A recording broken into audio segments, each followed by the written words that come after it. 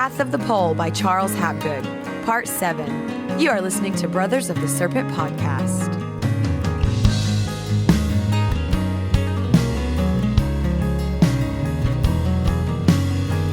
And welcome back, ladies and gentlemen, boys and girls, angels and demons and monsters and serpents. This is Brothers of the Serpent podcast, and we are coming to you not live and slightly hungover here at the 10 by 10 by 10 tangent cube of science, where we are nestled amongst the dusty bones of an ancient seabed high atop the Edwards Plateau. So we played a Dynasty show last night, $50 Dynasty acoustic, sort of. I was the only acoustic part. Hey, I played the acoustic. It was plugged in. Everyone else was plugged in. Your vocals were plugged in. Your drum was mic'd. Yeah. Don't be nitpicking here. Yeah. Well, acoustic usually doesn't mean full pedals, electric guitars, amplifiers with everything turned up to 10 or 11. It's a but it was a great hybrid show. Yeah, it was a great show. And I left right after it was over. Kyle stayed and partied. So I partied until 5 a.m., which should have been 6. Oh, yeah, because there was a time change. But there was a time change. Yeah. So we kept being too loud, and then we were like, hey, let's go back over to the big fire pit where we can be loud. And we were on our way over there, and someone was like, oh, crap, it's 5 a.m. And we all just disbanded immediately. Just disband. I was real drunk. It was fun. And I am very hungover right now. Oh, well. It's great. It was one of those hangovers where I just knew I was doomed. So I just started drinking again. I just finally just cracked a beer this afternoon. I was like, hair of the dog. Yeah, well, maybe a beer. A few beers. Second segment sounds really good, actually, a beer. I had a couple yesterday. I got them cooling down, oh boy. Okay, good deal. Oh, man. Yeah, this is our final recorded episode, in studio before we go to Egypt. Kyle and I are flying out on Wednesday. So by the time you all are hearing this, we will already be en route to Egypt. It should publish Thursday around noon. I'll have to set it up to automatically do that. So we'll probably either be just arriving or close to arriving when you guys get this. So I'd like to say something else about this show real quick. Yeah. This was a small, sort of like a festival that's put on by one of our friends. Really, a friend that we know through Archer, the bassist.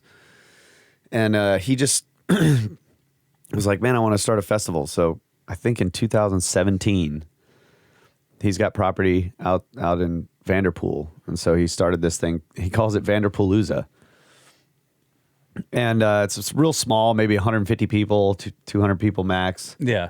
And he just started booking bands, has lights strung up under this giant oak grove and a little stage up there. And it's just, it was so much fun. Yeah. It was really a great show, and the bands were really great. I don't know. I'm like, man. It was a lot of fun. Sign me up next year. Yeah. Yeah, and is it open for people to buy tickets? I mean, we could get some. Yeah, so it could be a snake meetup. Yeah, so we can send out once he. I mean, there is a max capacity. Sure. So once he sells a certain number of tickets, he shuts down. There's always, but it's on Eventbrite. So next year when he posts it, and we get the link, we can send it out. All right. People can Good sign deal. up and show up. I think it was like $40 something. Yeah, a person. So it was camping and yeah, bands and camping. Lots of fun. Beautiful spot too, and the stars were out. It was a perfect weather, and there were shooting stars all over the place. It was awesome. Yeah, that's cool. The moon was out, but the bright stars were clearly visible in the moonlight. Well, I drove home right at dusk, and I almost hit 3 deer on the way. I mean, it was real close. Lots of swerving involved. So, yeah. But didn't hit any. That's good. Well, with your hangover, you ready? You ready to dive into the let's path do of it, the man. pole? Get that. Welcome, part seveners. You part seveners out there. You guys are Part seven, our smallest hanging crowd yet. You guys are better than those part sixers that gave up on last episode.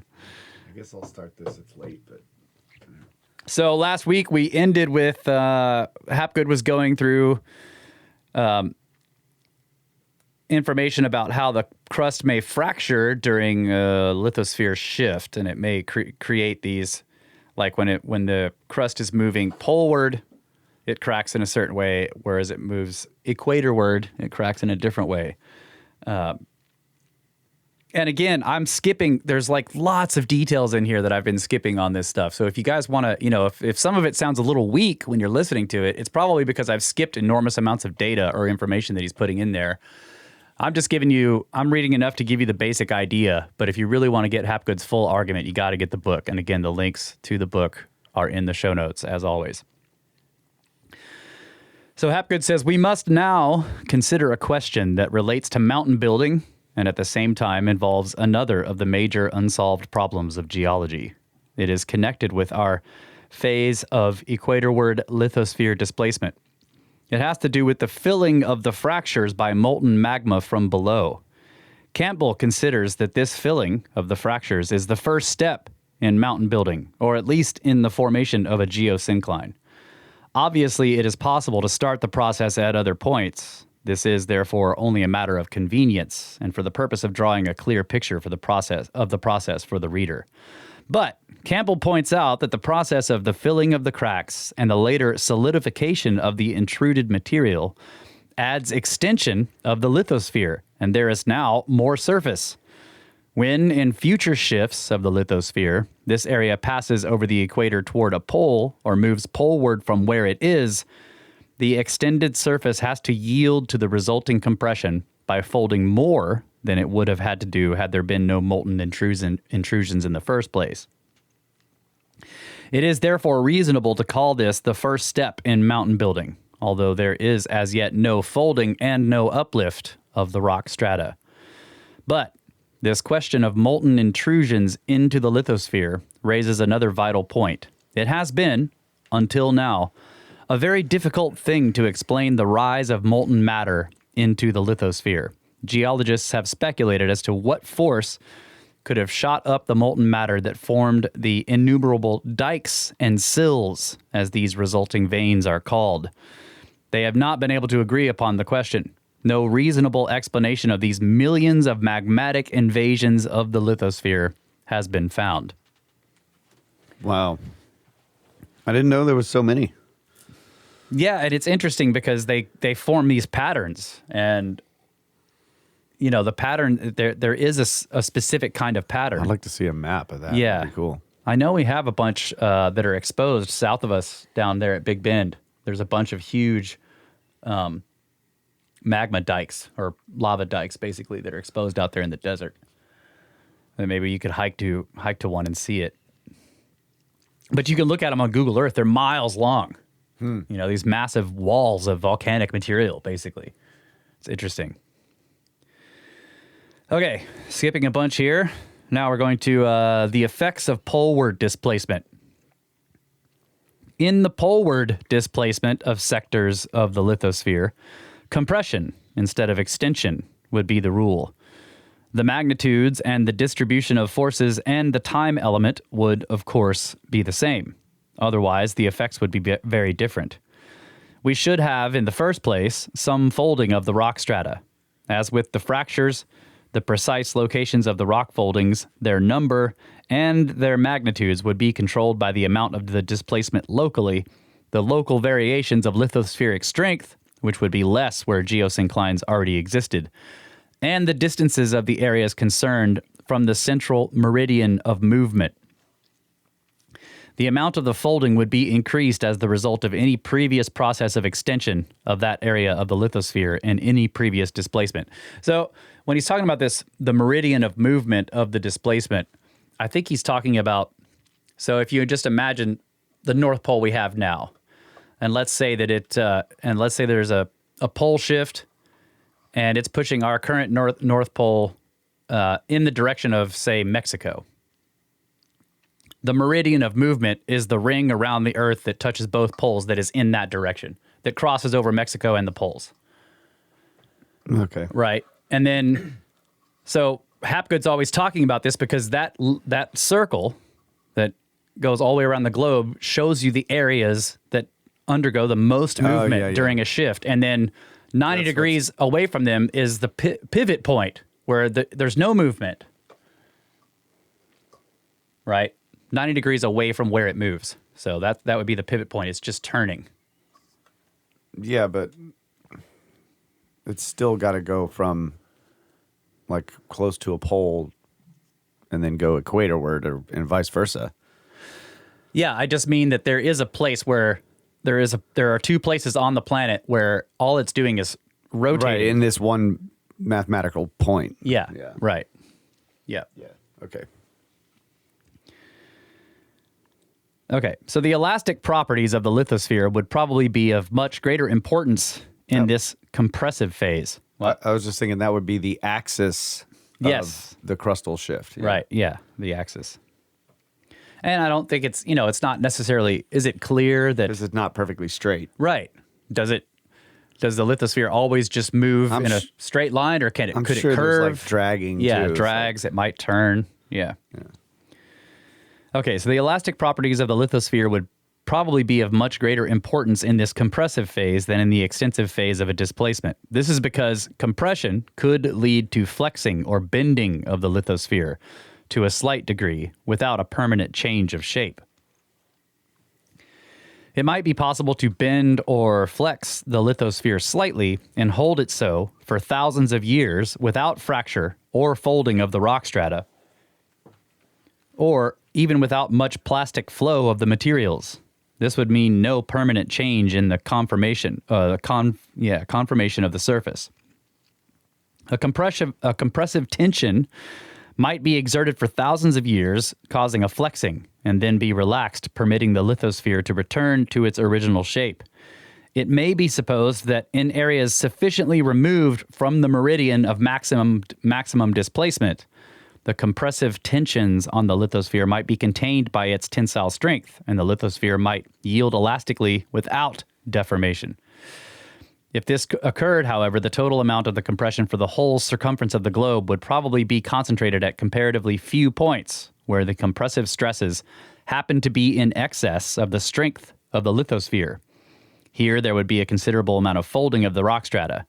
It is obvious also that these points would tend to coincide with existing geosynclines, which would naturally represent comparatively weak zones where the lithosphere would be less able to withstand the horizontal stress.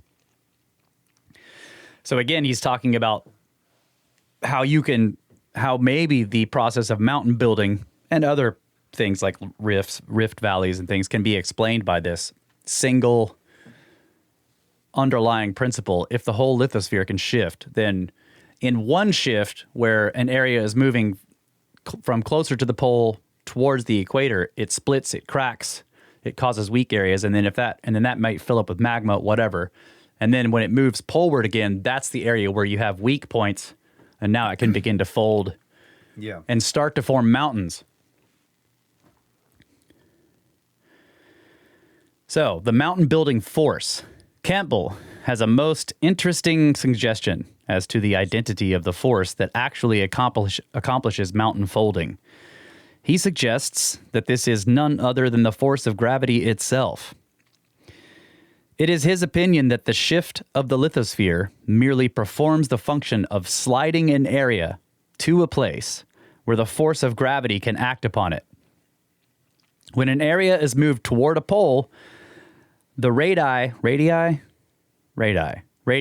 of the Earth are shorter, circumference is shorter, and the surface required is less. There is a surplus of surface, and this, being pulled down closer to the Earth's center by gravity, must fold. From this point of view, it appears that mountains are not pushed up at all, and therefore no lifting force is required. Instead, it is the surface of the Earth that is pulled down by gravity nearer to the Earth's center, as a sector of the lithosphere approaches a pole. Where this happens, the surplus surface must fold. Thus, it is the force of gravity over a large area that folds the lithosphere in a small area. So that's interesting, because one of the questions about mountain building is, where does the force come from to push all that rock so far up?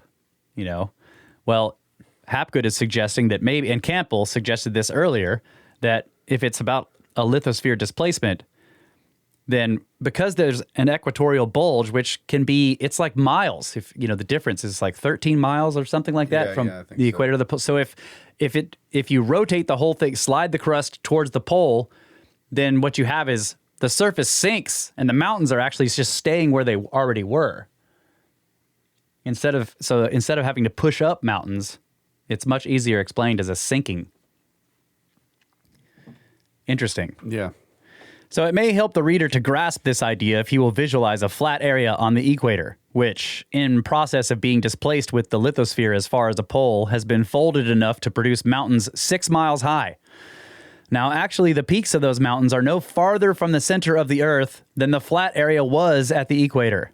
Their altitude, with reference to the Earth's center, is unchanged. What has changed altitude, however, is the rest of the surface outside of the mountain chain. That has been pulled down 6 miles.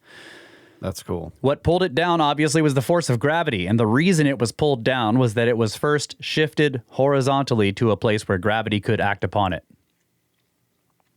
Here, then, is the answer to the long-standing enigma of the source of the energy for mountain building. The mountains are not lifted up at all. The surface is pulled down, the force of gravity does the pulling, and folding results where there happens to be excess surface. Watcher, what's the difference in the polar radius versus like a equatorial radius of the Earth? Yeah, so he just gave us the equatorial bulge as 43 kilometers or 27 miles. So that just means that's probably in diameter, right? It's not 27 miles difference from the surface somewhere else. So that would be, what, 13 and a half? Is that right? Yeah.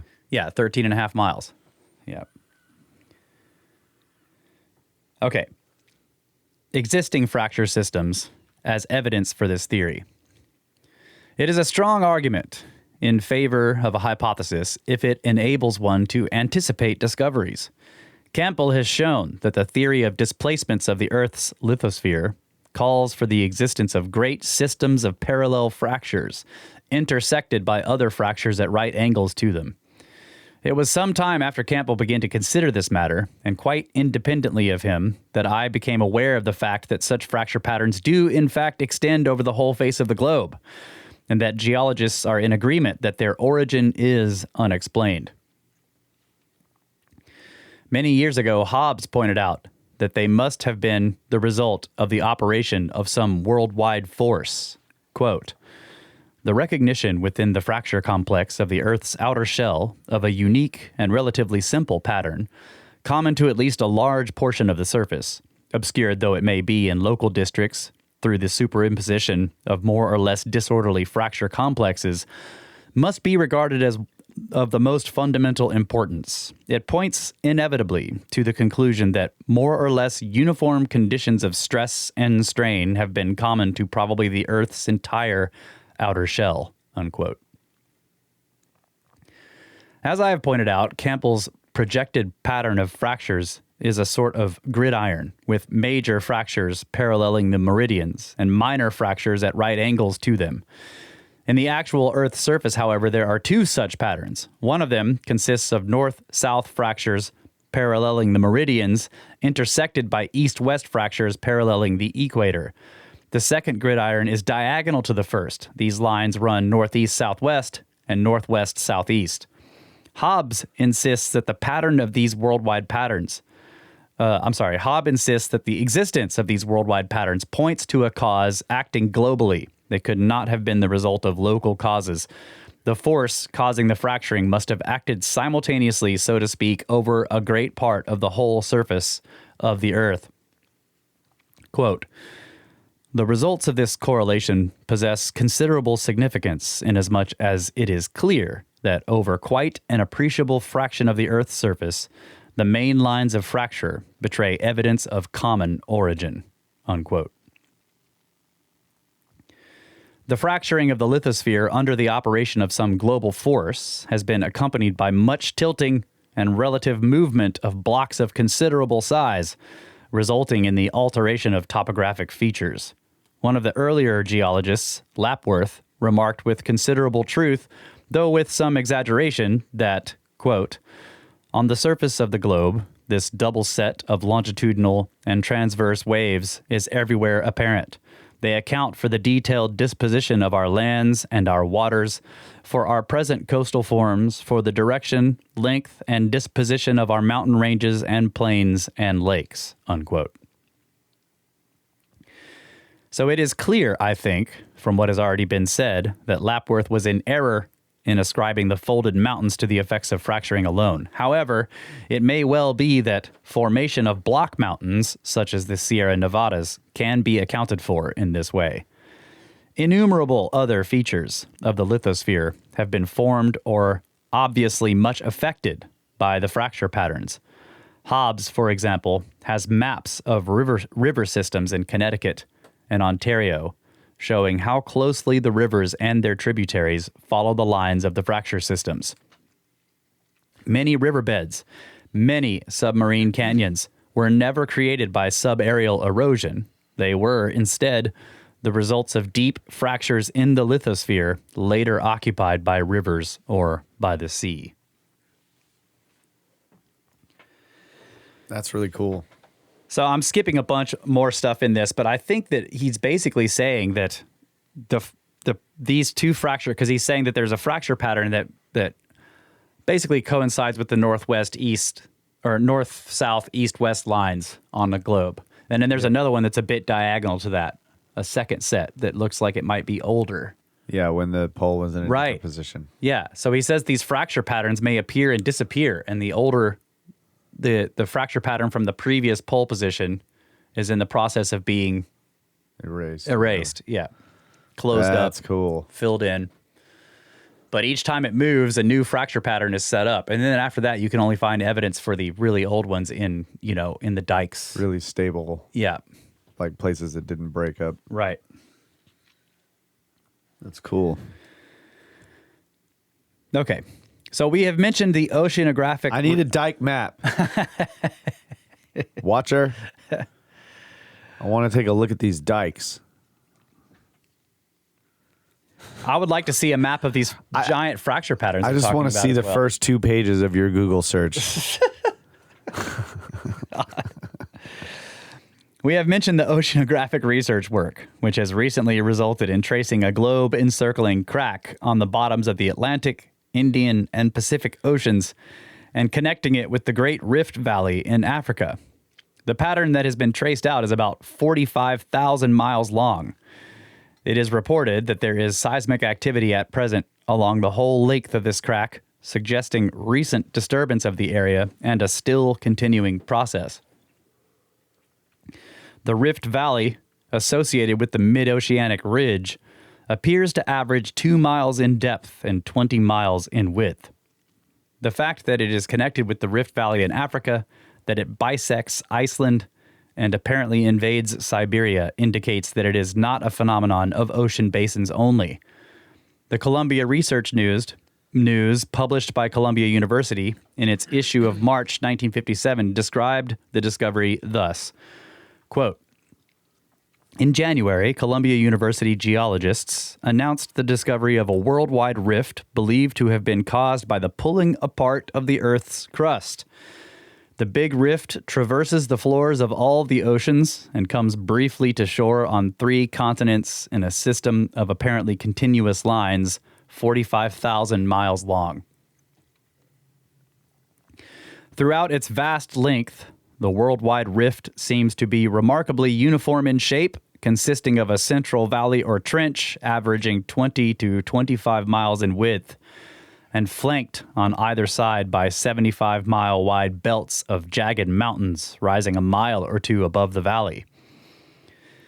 The peaks of the highest mountains in the system are from 3,600 to 7,200 feet below the ocean's surface, while the long undersea stretches of the Rift Valley itself lie from 2 to 4 miles down.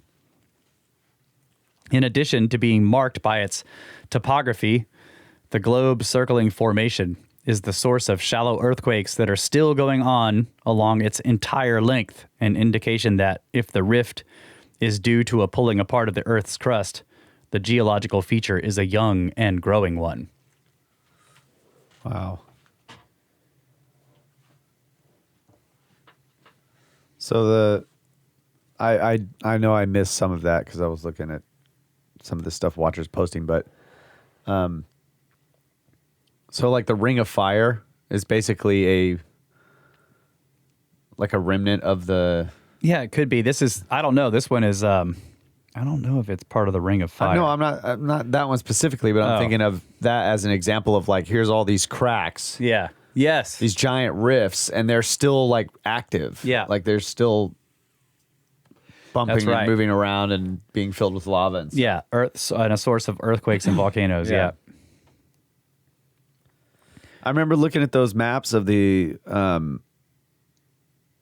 like the sonar scans of the bottom of the Atlantic. Yeah. When you're looking at the mid-Atlantic ridge. Yeah.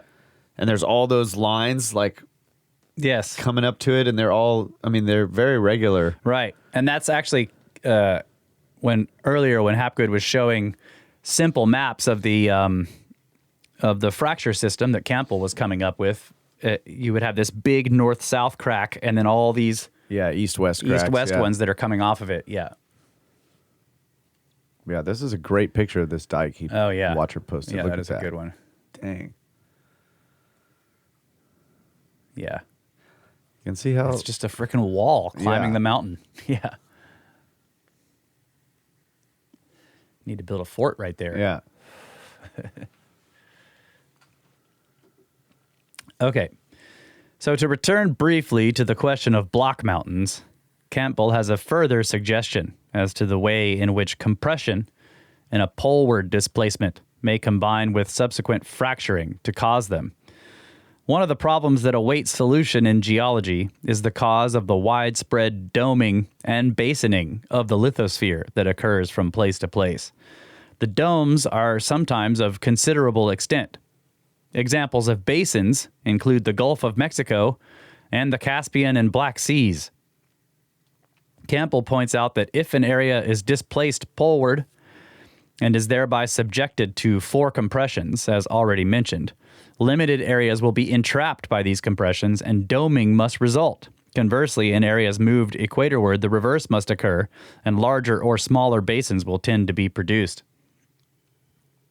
A block mountain might tend to be produced, Campbell thinks, if a major fault should bisect a domed-up area. This would create the possibility that the abutting rock sections of one half of the dome might give way, allowing half of the dome to collapse and pushing sublithospheric viscous or plastic rock under the other half of the dome, thus rendering the latter permanent. This effect, however, would depend on many local circumstances. So that's interesting. The whole dome collapses, and then the two areas slide over top of each other, and then you end up with these block mountains. I can't even imagine that. Yeah. So wouldn't that theory kind of suggest that that you're going to find more depressions near the equator and more uplifts near the poles? Because he's saying, like, when things go equatorward, you have, like, basins created. Yeah. So, I mean, aren't there lots of uplifts and stuff, like, near the equator? Yeah, that's the thing is like, that's when they get created. But then they can stay that way. They can, okay. Like, as long as there isn't too much tension put on that area later by a different movement, they may stay that way. Okay. Yeah. I didn't realize there was a giant dike near Shiprock. I'd like to go see that too. Yeah. Maybe we've seen that from like the highway or something. Have we been close to that one, or is that one of the ones we've only seen from really far away? I know we saw shiprock from far away. Yeah. So maybe, yeah. We were always looking at that thing way off in the distance, Yeah. right? Yeah. But yeah, it would be cool to get close to it and see that wall. Look at that thing. It's cool. Yeah, so there was a huge volcano there that's completely gone. All that's left is the volcanic neck, but there's this massive wall of magma coming away from it that obviously was filling up a crack in the crust there. So cool, dude. Holy crap. Send me more. I don't know if we could see it from Mesa Verde. I don't remember. I think we were looking at it when we were in Arizona, right? Yeah, but there was also one that Randall was pointing out when we were in Colorado, but it was way okay. out there, but I don't know what it was. If Maybe that was it, Maybe bro. it was Shiprock, yeah, way out there in the distance. The one that we were looking at in Arizona, we actually were able to get kind of close to it, right? I know we did get close to one Yeah. diatreme. Okay. It was Part like- 2. It was called like Captain Oh, yeah. Yeah, something. that's right. Captain something. Yes. Volcanism and other questions. In the preceding part of this chapter, I have sketched the principal problems that are basic to the formation of the folded mountains and block mountains, and have examined the planetary fracture systems in the light of Campbell's mechanism for lithosphere displacement. There are, however, a number of other aspects of this general problem that must now engage our attention. We must consider the remarkable phenomena of volcanism in their relationship to lithosphere displacement. In connection with the creation of volcanic mountains, we must consider briefly the question of the origin of the heat of the Earth, an unsolved problem of great interest. We must then examine the relationship of lithosphere displacement and mountain building to the question of changes in the sea level. And finally, we must consider the problem of the chronology of mountain building. Volcanism. We have seen that one kind of mountain is the volcanic mountain. Volcanic phenomena cover a wide range. All of these must be considered in order to see how closely they can be related to a general cause. The phenomena that need explaining include volcanic eruptions, the creation, sometimes rapid, of volcanic mountains on land or in the sea, the genesis of volcanic island arcs, and last but not least, the vast lava flows or lava floods that have at times in the past inundated great areas of the Earth's surface, like the Columbia Plateau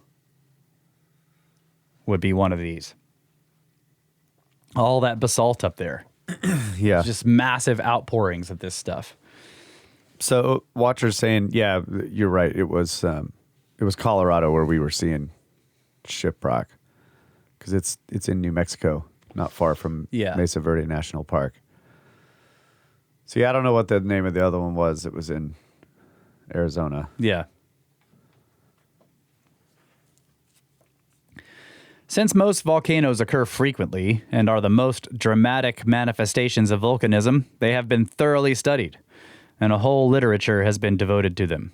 It is astonishing, therefore, that neither the causes of volcanoes nor the present distribution of volcanic zones on the Earth's surface has as yet received an acceptable explanation. As in the case of other unsolved problems, the absence of certainty has led to a multiplicity of theories. Dr. A.L. Day was formerly director of a geophysical laboratory in Washington. His theory is based upon geophysical experiments conducted in the laboratory. He observed that the crystallization of rock from the molten state resulted in some increase in volume.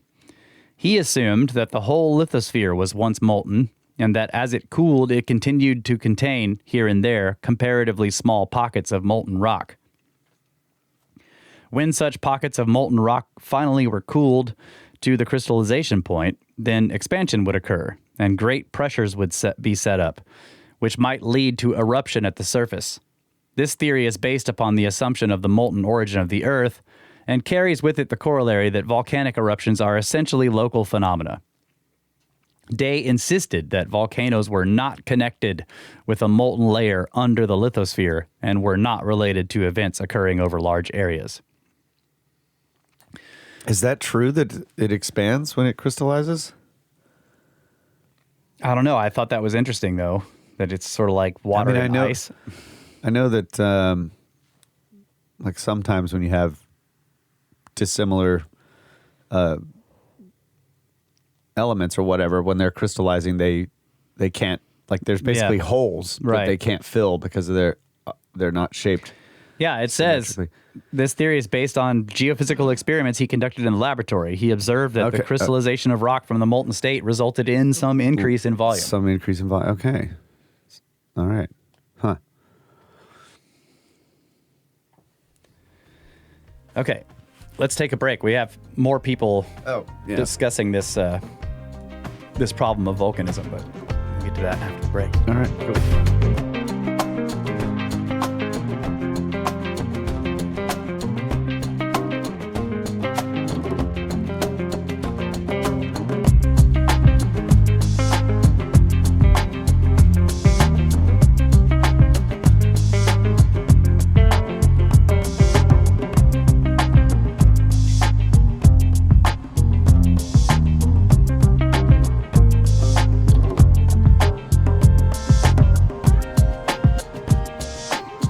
And we're back, ladies and gentlemen, Brothers of the Serpent podcast. Feeling great here in the Cube tonight. And I'm not 100% on my game tonight, and I completely forgot to introduce the Watcher, who is here with us. Well, not really with us, but he's out there floating in his secret space station. He's on call in space. How's it going, Watcher? Keeping an eye on us out there, oh boy. Pretty good, man. Good to be here. Good to be here. I am on call, but hopefully no calls come. At least not for a couple hours. Yeah, bro. It's not quite the full moon, right? So Yeah, not quite, but scary enough. wait, does that even matter in space? I mean, you know, it's always a full moon. The It whole just thing's depends on always there. which way you look.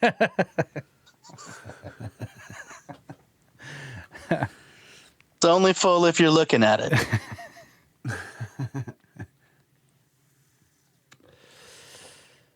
Okay. So we just heard from Dr. A.L. Day, who says that volcanism maybe can be explained by small pockets of magma trapped in the crystallization of the lithosphere. Now we have Professor R.A. Daly, who bases his opposed theory on his observations of the field evidence of geology. He insisted that only the assumption of a molten layer under the lithosphere could account for the countless facts of igneous geology.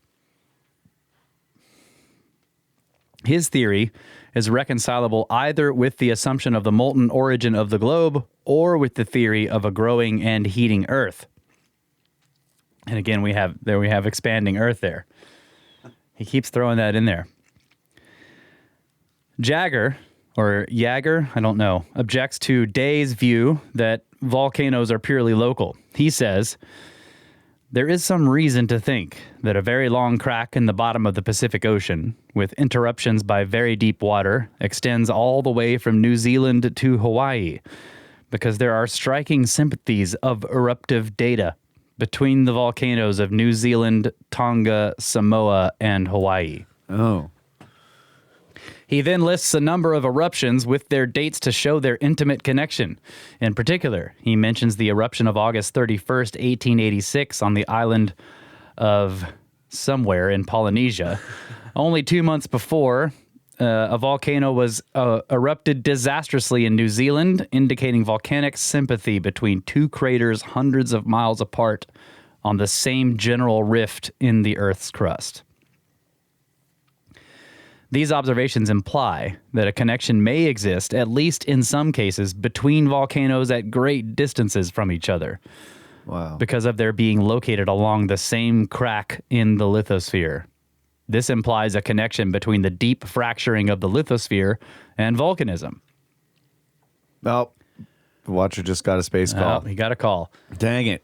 All right, buddy.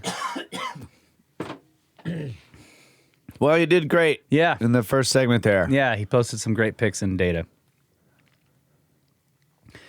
So we have seen that Columbia scientists discovered a vast connected system of rift valleys or cracks in the lithosphere, extending over the surface of the whole planet and associated with constant seismic disturbances. Jagger makes it clear that volcanic eruptions as well as earthquakes may be associated with such rifts.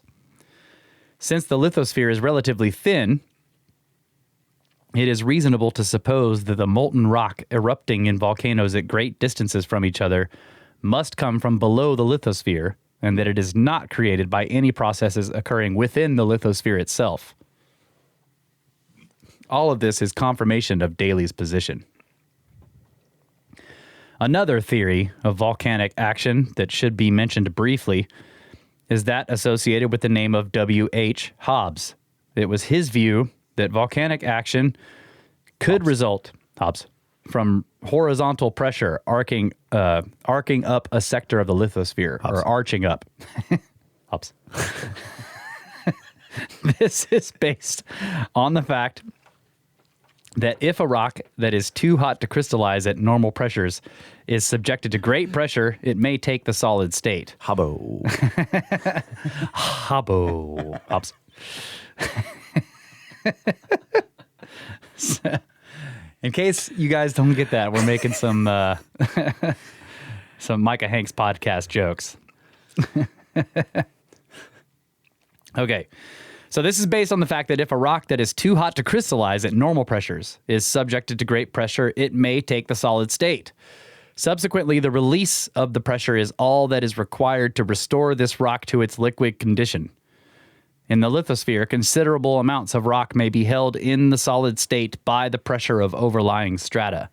Then, if horizontal pressure arches the lithosphere, the pressure on the rock below will be relieved, and the rock will resume a liquid state.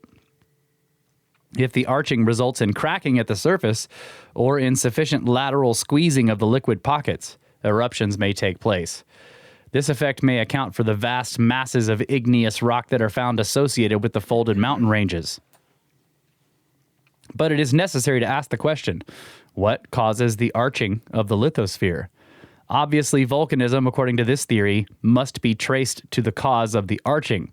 Hobbes's theory is not very satisfactory because he cannot explain the arching. Poor Hobbes.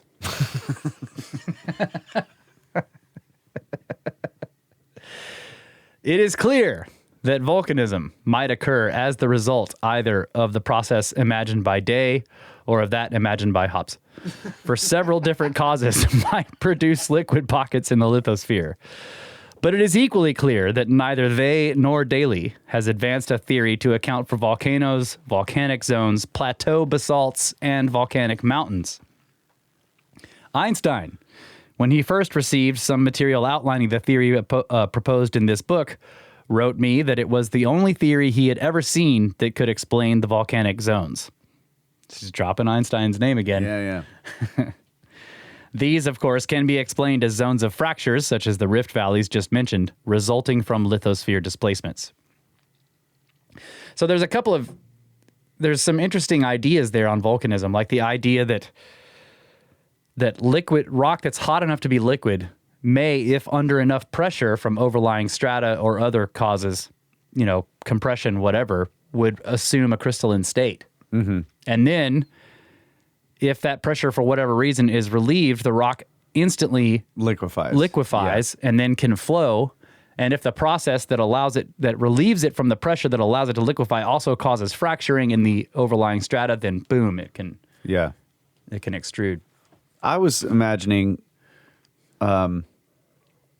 like these two, so there's a rift, and somewhere way down in there is magma that's like pushed up into the rift, right? Yeah. But there's, of course, solidified and cooled rock on top in the rift. Yeah. But then if some pressure is pushed, it's pushing the two sides of the rift together, it might shoot up, lava somewhere where it's the weakest point. Yeah. That's what I was thinking of. Yeah, like it like pops the plug out is what you're saying. Yes, And yes. the volcano, has the clearest pathway, right? Yeah. So if it's a lot of pressure, you might get, more lava coming up through the rift to create more dikes or whatever. Yeah. But, which appears to have happened. Yeah. But it seems to me like it's a sandwiching, right? It's squeezing it together and it's just forcing the lava out. Yes. But I had Definitely always in the thought com- about volcanism as being more a process of like the forces of the magma being under pressure in the first place. Like it wants to pop out of there. Yeah. But this is interesting, like thinking of it in terms of it being sandwiched in between two plates or something and then them squeezing together. Yeah. One of the things he talks about in the section where he's describing the movement causing fracture. So movement equatorward will cause fractures that tend to split the crust apart. Right? So he talks about this as in the same way as if you have a big floating ice sheet on water.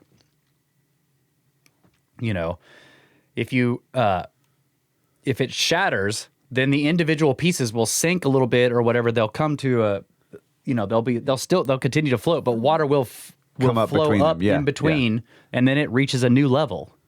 Right. And so he's saying that may be what happens, and so the pressure is relieved.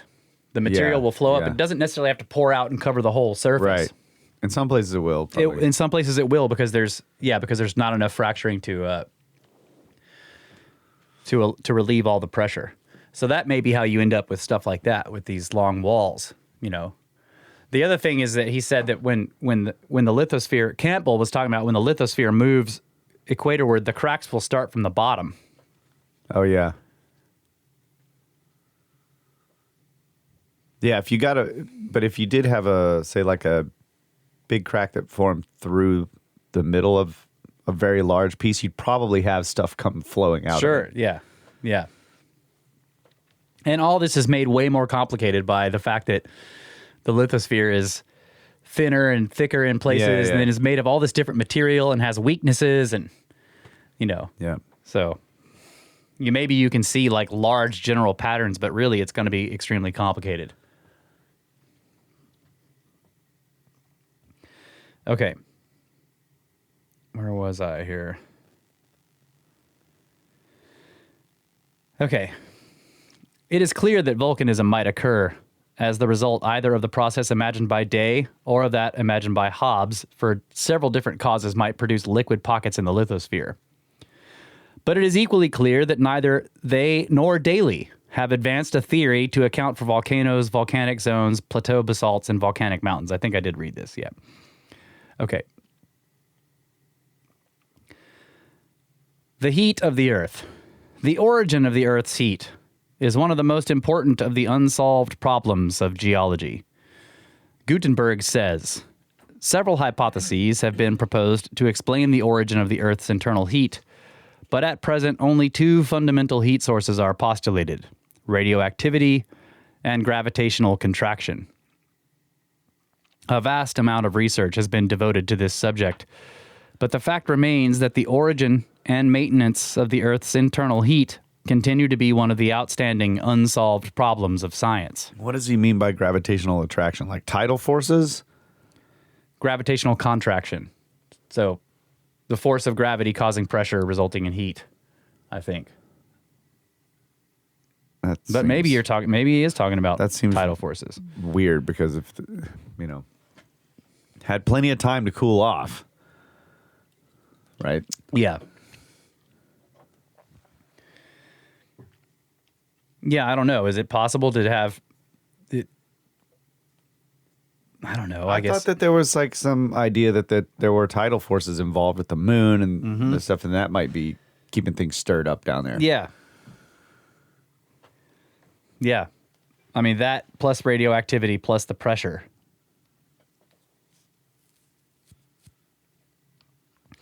Okay. So it may be noted that, according to Gutenberg, the assumption of an originally molten condition of the Earth plays no part in the present attempts to explain the Earth's heat. This is a measure of how very far geological science has moved from that conception and serves to underline still further the danger of falling back upon it for the solution of problems in geology. Gravitational contraction has been deemed insufficient to account for the Earth's heat, even if augmented by heat produced by radioactive elements in the rocks. There is serious doubt that radioactivity adds much to the heat of the Earth. Smart, for example, is of the opinion that radioactivity cannot produce heat in the Earth as fast as it can be radiated through the lithosphere into outer space. Daly thought he saw evidence that the heat gradient within the Earth in America differs from that in Europe, being somewhat steeper in North America. This would imply that there is more heat in North America than in Europe. Benfield produced much more evidence of variations in heat from place to place, which are difficult to reconcile with a uniform heat gradient in the Earth. A matter of great importance for the general problem is the rate at which heat migrates through the lithosphere and is thus dissipated into outer space. Geophysicists have determined that the rate of heat migration through the lithosphere is extremely slow. Jeffreys calculated that it would take 130 million years to cool a column of sedimentary rock 7 miles below the Earth's surface by 250 degrees Celsius. As a result of this, the climate of the Earth's surface is determined entirely by the radiant heat of the sun and is uninfluenced by heat from within. We shall have to consider the bearing of this on another well-known fact, which is that earthquakes and other movements within the lithosphere are known to produce heat as a consequence of friction between the moving lithospheric blocks. Then, earthquakes are most frequent in areas where there are distortions of the gravitational balance of the lithosphere, while heat gradients are steeper in such areas. This indicates that any factor causing such distortions may be a factor in the production of the Earth's heat. Considering these facts, what are the implications, so far as the Earth's heat is concerned, of a displacement of the lithosphere? Can there be any doubt that a movement continuing over a period of several thousand years must generate an immense quantity of heat within itself? There can be no doubt of this. The widespread fracturing, the friction between lithospheric blocks resulting from the increased number of earthquakes could have no other result. Moreover, Franklin has pointed out that friction between the lithosphere and the layer over which it moves must produce heat, which may itself facilitate the displacement. The heat thus produced would migrate both inward into the body of the Earth and outward into space. But since the rate of dissipation of this heat is so extremely slow, it follows that displacements at relatively short intervals might produce heat more rapidly than it could be dissipated. Over hundreds of millions of years, slight increments of heat from this source may have accumulated to produce the Earth's present temperature. The assumption of frequent lithosphere displacements thus suggests a third possible source of the Earth's heat, in addition to those mentioned by Gutenberg. So when I was reading this, I was thinking, okay, well, the displacement of the lithosphere takes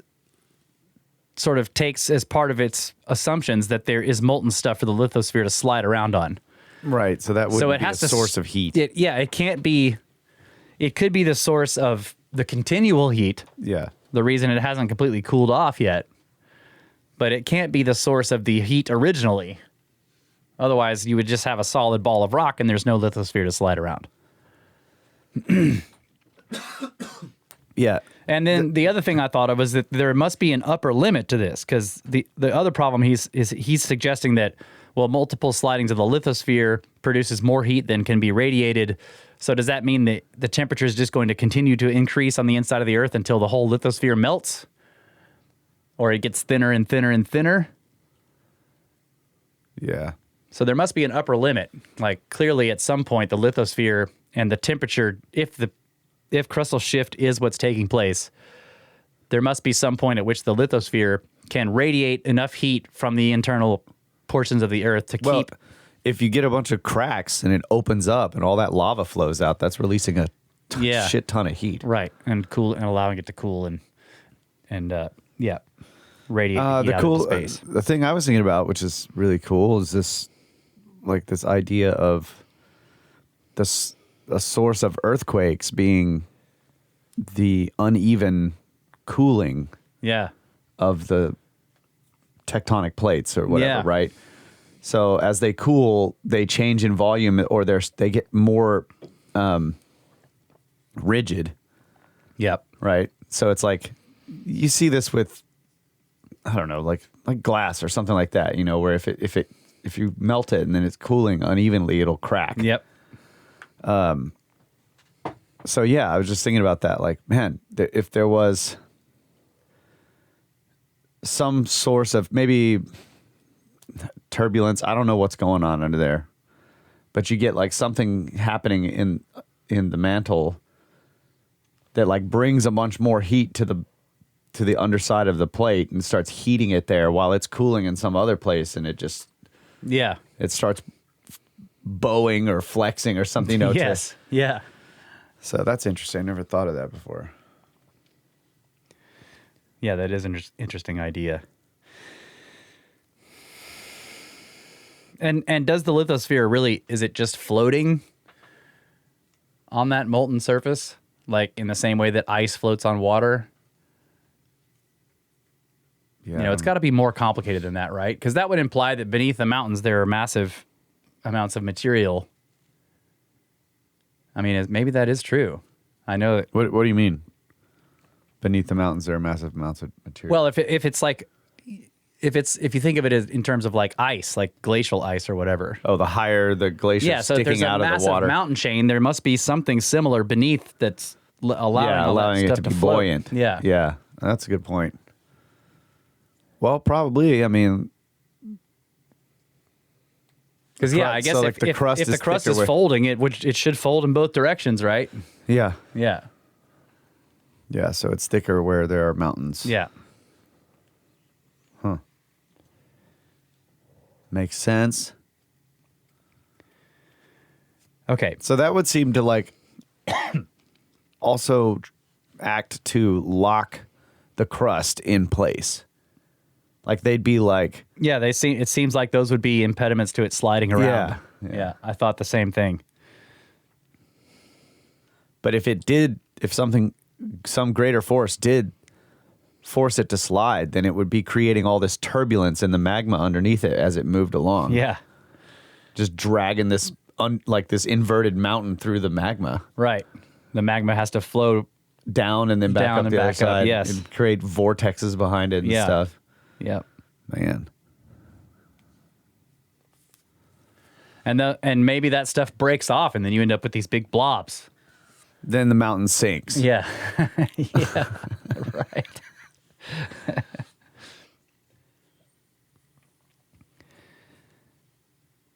Okay, so if it is true, as Daly thought, that the heat gradient is steeper in North America than in Europe, this fact serves as additional confirmation of a displacement of the lithosphere at the end of the Pleistocene. If the what is steeper?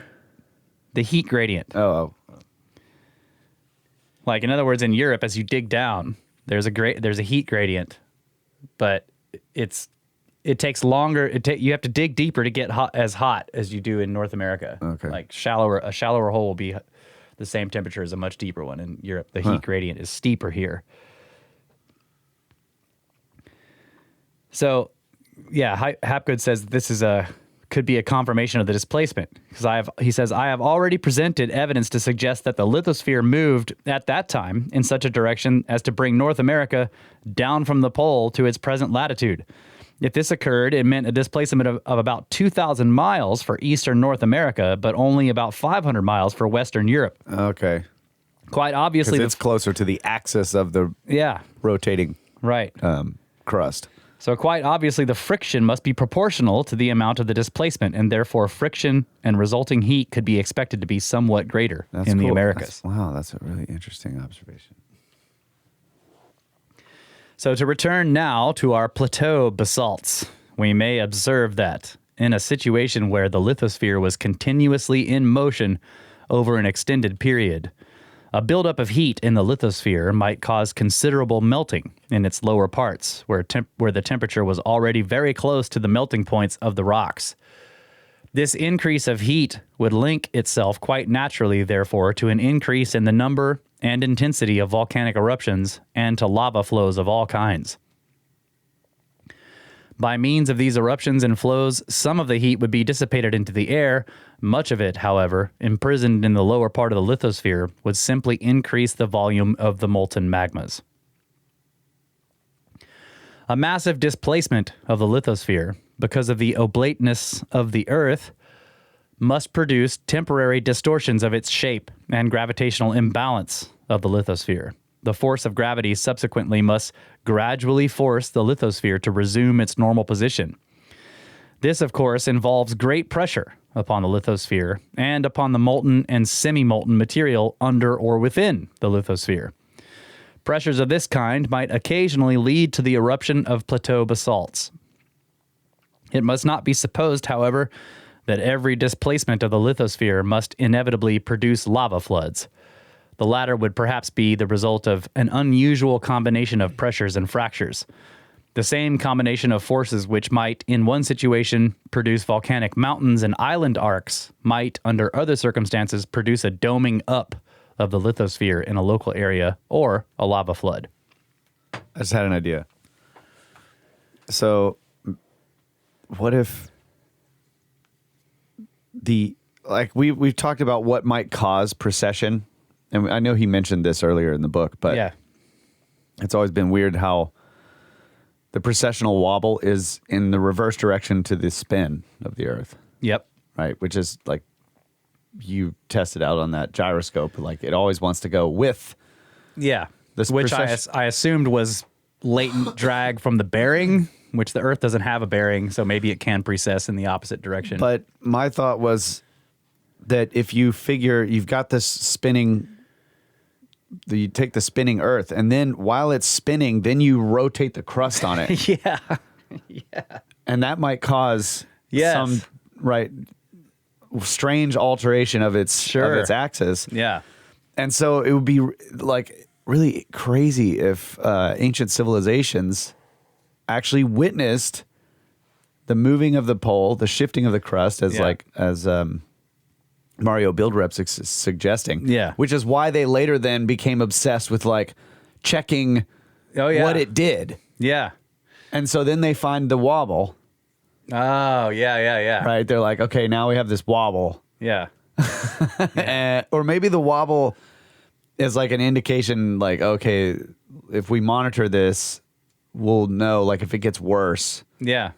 that it's about to shift again. Right. Yeah, it could definitely be an explanation for why they were so obsessed with checking positions of stars That's over what I long mean. periods of time. Because like if stuff starts to drift, you're like, crap, okay, it's coming. The crust is moving again. Yeah. Yeah, we're all in trouble.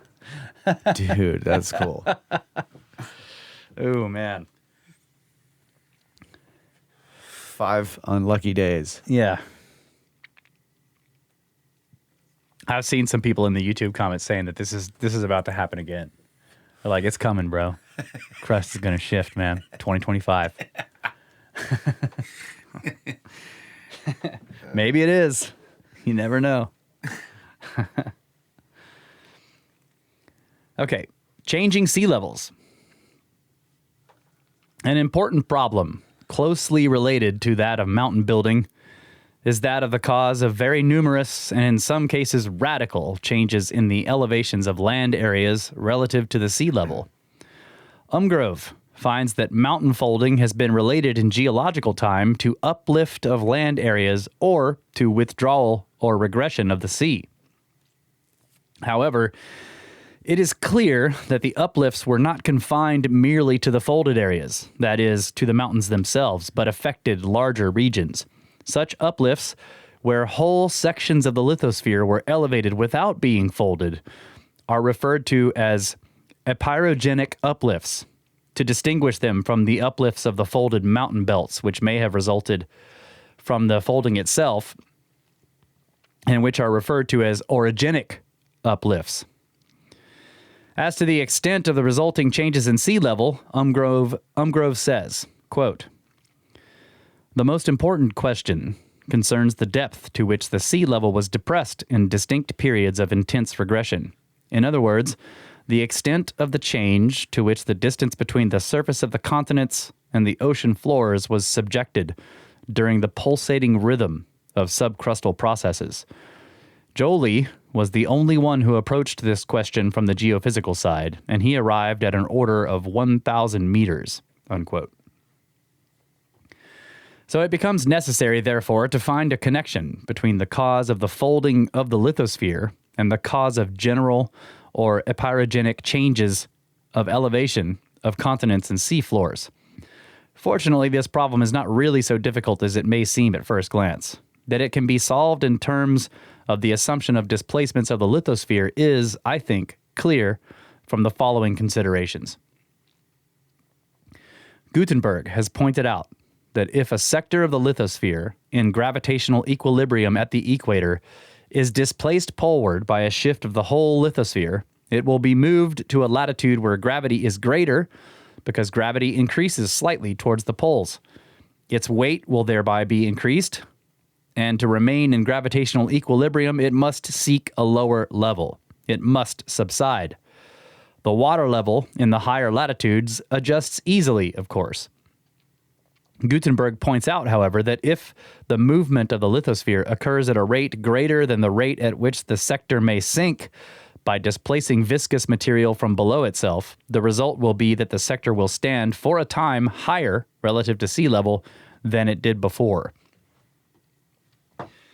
So that's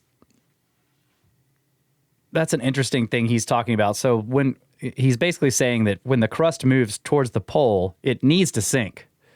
And over time, it will eventually. But if the movement is too quick, for a while, it may actually sit up much higher than it will eventually be as it sinks down. But the sea, being liquid, is able to adjust quickly. So for a time, you have what looks like a continental area pushed way much farther out from the sea level than it would normally be, and then it will slowly sink in. That's the description that was given there. So Hapgood says, I give Gutenberg's own words, quote, movements of the Earth's crust relative to its axis must be accompanied by vertical displacements. A block with a thickness of 50 kilometers in equilibrium near the equator should have a thickness of 49.8 near the poles to be bounded by the same equipotential surfaces there. If it moves towards a pole, it must sink deeper to keep in equilibrium. If the process is too fast for maintenance of isostatic equilibrium, positive gravity anomalies and regressions are to be expected. Thus, regression may be an indication that an area was moving toward a pole, and transgressions that it was moving toward the equator. I guess I'm gonna look those up. Look what up? Regressions and transgressions are the Yeah, regressions of the sea and transgressions. So regression means the sea pulls seas away. goes away. Okay, got it. Transgressions means the sea's covering it over. Yeah, Yeah. I thought he was talking about the land masses or something. Yeah. So yeah, if the process of the lithosphere movement is too fast for maintenance of isostatic equilibrium, then you get gravity anomalies and the ocean is either covering up land or retreating from it for a while until the until the isostatic response can happen. Yeah, so I wonder if that's what was going on here, because like apparently, these were shallow inland seas that came and went multiple times. Yeah. Like what was causing that? Yeah. Now the whole thing's lifted up. Right. And it's sloped too. It's sloped in one direction, I think. Tilted, yeah. So there you have a tilting of a whole area of lithosphere. Yeah. And Plus- it's all heavily eroded. Yeah. So it's like, I wonder how catastrophic those coming and goings of the sea were. Right. Yeah, so if it was moved closer and farther from the pole each time. No, the sea it can't be responsible for the erosion. It has to be rainfall. Yeah. But anyway, it's just weird. I've always wondered about that. How does it just come and go? And do this over and over and over. Like he's quoted multiple geologists in this saying like, wait a minute, everywhere you look, you see that over large land masses, the ocean has been here and left and been back and left. Yeah, that's right. I remember that. You've got coal, which means you got a peat bog, and then you have Giant thing. marine sediments, and then coal, and then marine sediments, and then shallow marine sediments with fossils, and then coal, just back and forth. Okay. According to Gutenberg, an area, actually, we need to take a break. Oh, yeah. Yeah. So we'll get to what is according to Gutenberg after the break.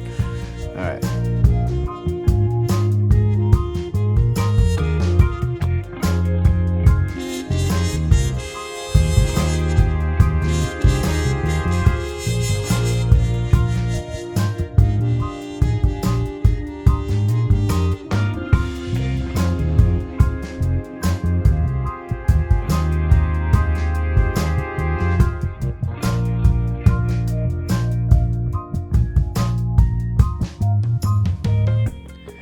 Welcome back, ladies and gentlemen. Second half of the show, third segment, Brothers of the Serpent podcast, part 7, Path of the Pole. Again, I really recommend you get the book. Links are in the show notes. And I'm just gonna continue on here because we want to find out what was according to Gutenberg. So, according to Gutenberg, an area moved about 6,000 miles from the equator to a pole would stand about 1,200 or 1,400 feet higher above sea level if the speed of the displacement was too rapid for maintenance of gravitational equilibrium. The speed of displacement that is suggested by the evidence I have presented is such as to eliminate the possibility that the lithospheric sector could sink and remain in gravitational equilibrium. So I don't understand this. Are they saying because as it moves northward, it's getting closer to the center of gravity so that the gravitational force is going to be stronger there, and so eventually it will sink? Like, this doesn't make sense. Gravitational force is a little stronger as you move toward the pole because there's less centripetal force. Okay. So the spin Yeah. is what results in the bulge. The bulge. And that's because there's less centripetal force, or there's centripetal force out there pushing it outwards, right? Yeah. And so since the lithosphere is, in general, it wants to stay rigid. If you move the whole thing, stuff moving from the equator towards the pole, it's going to want to stay in the same... Yeah, it's being compressed against itself. And it also wants to stay at the same elevation. So it has to fall miles as it moves towards the pole. So what... But it's so like, what this is saying is it's not miles, 1,200 feet. 12 to 1,400 feet. it creates this mental image of it like sort of being suspended above the lava under there, which is not happening. No, I guess It's like so as it moves poleward, it would be like relieving pressure off the magma. Yeah, it's relieving pressure. And so the magma is probably expanding under there. Yeah. It's weird. I don't.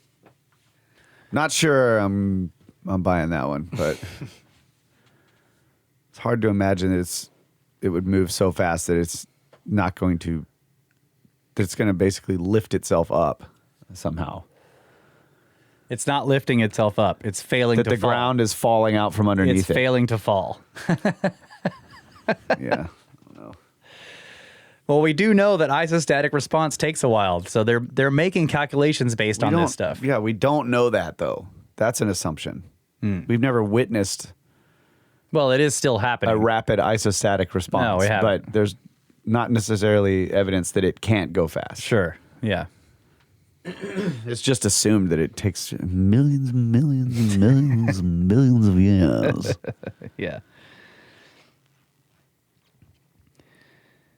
But I think in some cases, I think what these guys are doing is they're just saying, look, this probably doesn't ever happen, but here is what would happen if it didn't sink. You end up with it being this much farther above sea level, whatever. And so it's never going to stay it's never going to be at the maximum extent, but it might be some. Yeah. So he's saying that if you took an area from the equator and moved it all the way to the pole, and you did it really fast, where nothing had time to have any isostatic response, then you have this certain lift above sea level. 1,400 feet or whatever. Yeah. So he's not claiming that that's what happens. He's just like, this would be the maximum. Yeah. Yeah. Yeah.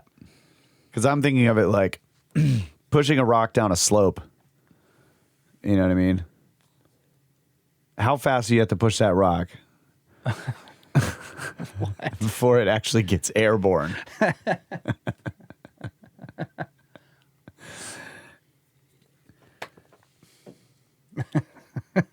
That's what I'm thinking, right? It's like it slopes down, like from the equator. It's like a downhill ride to the pole. Yes. So it's hard to imagine this gigantic rock that's moving up there, moving fast enough to where it's not just sitting on the slope on the whole time. That it's somehow going to stay lifted, like that. The slope is going to fall out from underneath this massive rock. It just doesn't compute. Sorry. It's hard for me to like think. Yeah, again, I think that in general they're speaking in theoreticals here or hypothetical situations. Yeah. Cuz it's again, you imagine the thing as a rigid hollow sphere. The lithosphere is a rigid hollow sphere. Or it has rigidity. It's not fully rigid. And then if you rotate the whole thing, then there may be some areas where it doesn't fall fast enough. Yeah. And that's what you're saying is you're having a hard time believing that a 600 square mile giant piece of stone fails to fall. Now it'd be one thing if But it it was like, fails to fall because it's being held against all this other stuff around it. Like this happens in architecture all the time. That's the purpose of a keystone. yeah. It fails to fall Yeah. because it's being pressed up against a bunch of other stone around it. Yeah. So maybe you have a keystone effect for a while in certain areas until other places allow it to sink, Yeah. I can kind of see it like it's filling in underneath it with magma or something. Because there's not going to just be a gap. No, but magma can expand. Yeah, it's going to expand. Yeah. Yeah.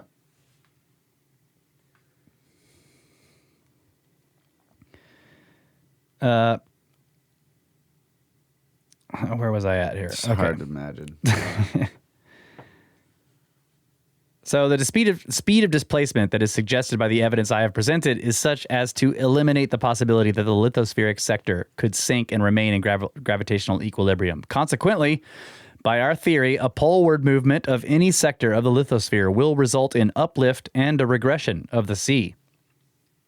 In addition, it appears to me that since any sector displaced poleward would also be compressed laterally, this would offer another obstacle to its subsidence.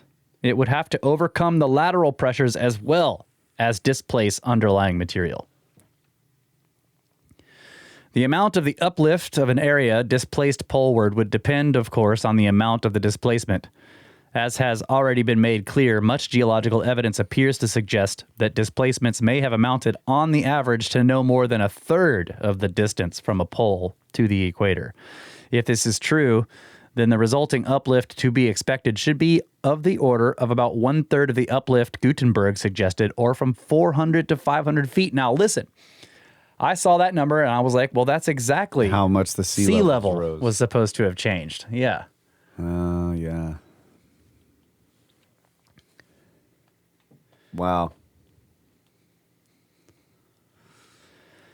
So there is still another factor that may affect sea levels, but in an unpredictable way. It seems clear for several reasons that a displacement of the whole lithosphere must result in considerable readjustments and redistribution of material of different densities on the underside of the lithosphere.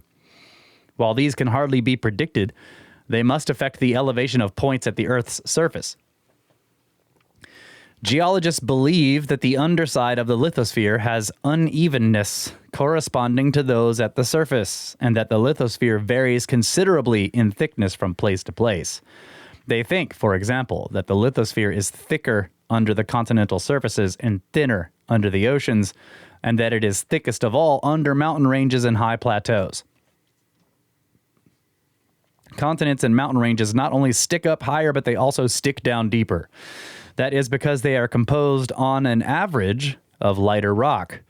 The analogy is to an iceberg. An iceberg floats with 1/10 of its mass above sea level and 9/10 of it submerged.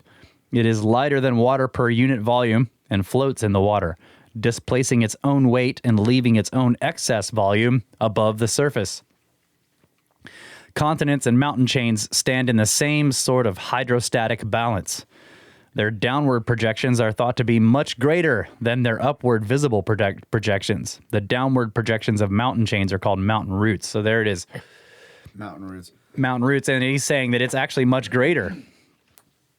Yeah, And remember that guy, that geophysicist in the lab was showing like, yeah, once you crystallize it, it's got a little bit more volume. Yeah. So it would be similar to floating. If you had a pool of magma and you dropped a rock of that same stuff, solidified, crystallized into it, it would float just barely. Just a tiny bit of it would have. Yeah, because its mass is Just the excess volume would stick above the excess surface. volume. Yeah. Yeah. 'Cause- Yeah. Yeah. So a if good if that's true, then a mountain chain must have an enormous amount of material down in the magma. Yeah. But there also could be giant blobs in the mantle that are holding up some mountains. That's true. We know there are blobs. But what was I going to say? Well, never mind. I'll think of it. Go ahead. Go on. The underside of the lithosphere, then, has a sort of negative geography. The features of the upper surface are repeated in reverse on the undersurface, although naturally the details are missing. The effects are rather smoothed out. We should expect that the Rocky Mountains would make a sizable bump on the underside of the lithosphere, but we couldn't expect to find any small, sharp bump just under Pike's Peak. The tensile strength of the lithosphere, though limited, is sufficient to smooth out the minor features.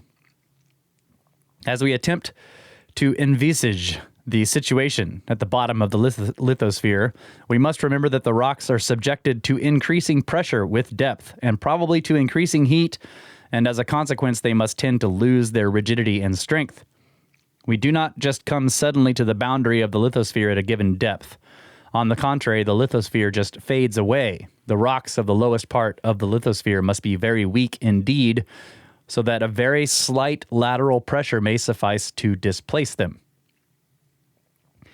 So he's suggesting there, I think, that these massive extrusions beneath mountain chains may actually just break Get off, shoved off, yeah. and end up being blobs, right, in the lithosphere or in the magma. Yeah. So the other thing I was thinking of that I had previously forgotten was if something like that happens, then you have this giant mountain and then it just lays down, Yeah.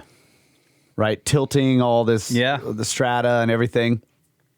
And maybe like lifting up some other thing. Because like that huge, I don't know if it's a monocline in Arizona that we were driving up to near Mexican Hat, I think it was. And you could just see the whole, the strata just curving down. I mean, it was massive and just, I mean, overwhelmingly huge. Mm-hmm. This just beautiful, like curving strata just going down, just diving right into the ground. That's right. Yeah. So I was thinking about that being like, it used to be a flat surface supported by all this structure underneath. Yeah. Then something sheared it off and it just fell. It just falls in. Yep. To reach equilibrium, to buoyancy or whatever. Yeah. Yeah, and so That's cool. it's really interesting to go through all this and you see how you can begin to understand maybe that these processes are what creates these giant folds and another thing would be if something happened on the surface, like a huge tidal wave type or just a crazy what was it, sheet flood? yeah. That just like cuts out thousands of feet of rock and stuff, that there would be an uplift afterwards. Like because if there was like a lot of material on there, then you scrape off a whole bunch of mass, then it's going to float Yeah, more. should rise up. Yep. And so then you'll get these big tilted monoclines or Yeah. anticlines Yeah. from that. That's cool. Learning me. And then, of course, the place where that sheet flood deposits all that stuff is going to sink. All that stuff that it carried away. Yeah. Okay. The Grand Canyon should flatten out. It should lift up and just flatten out.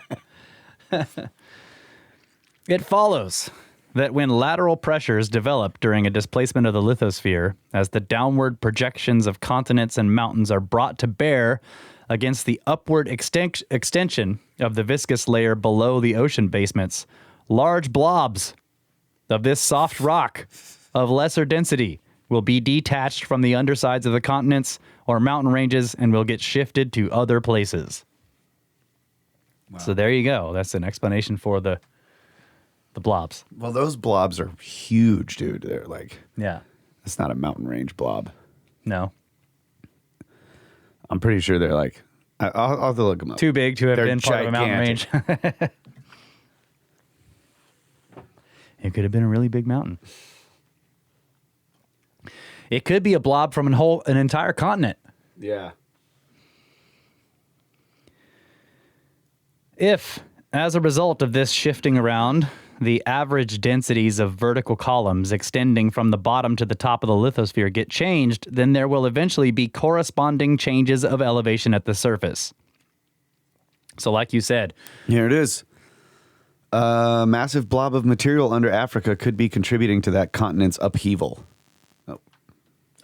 yes. So it's helping hold it up. Is that the idea? Yeah, there are two giant blobs deep within the mantle. One sits under Africa while the other is almost precisely opposite the first under the Pacific Ocean. Oh. But these two blobs are not evenly matched. New research finds that the blob under Africa extends far closer to the surface and is more unstable than the blob under the Pacific. This difference could ultimately help to explain why the crust under Africa has been lifted upward and why the continent has seen so many large supervolcano eruptions over hundreds of millions of years. Oh, okay. Cool, dude. Hey, Hapgood is onto something here.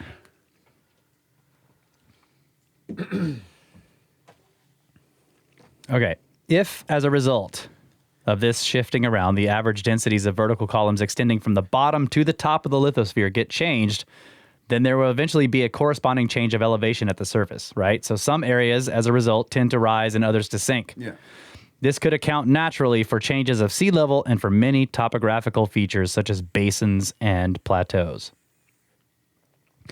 To sum up the question of sea levels, it appears that the assumption of displacements of the lithosphere, especially if they are considered to have been numerous, may help to explain them.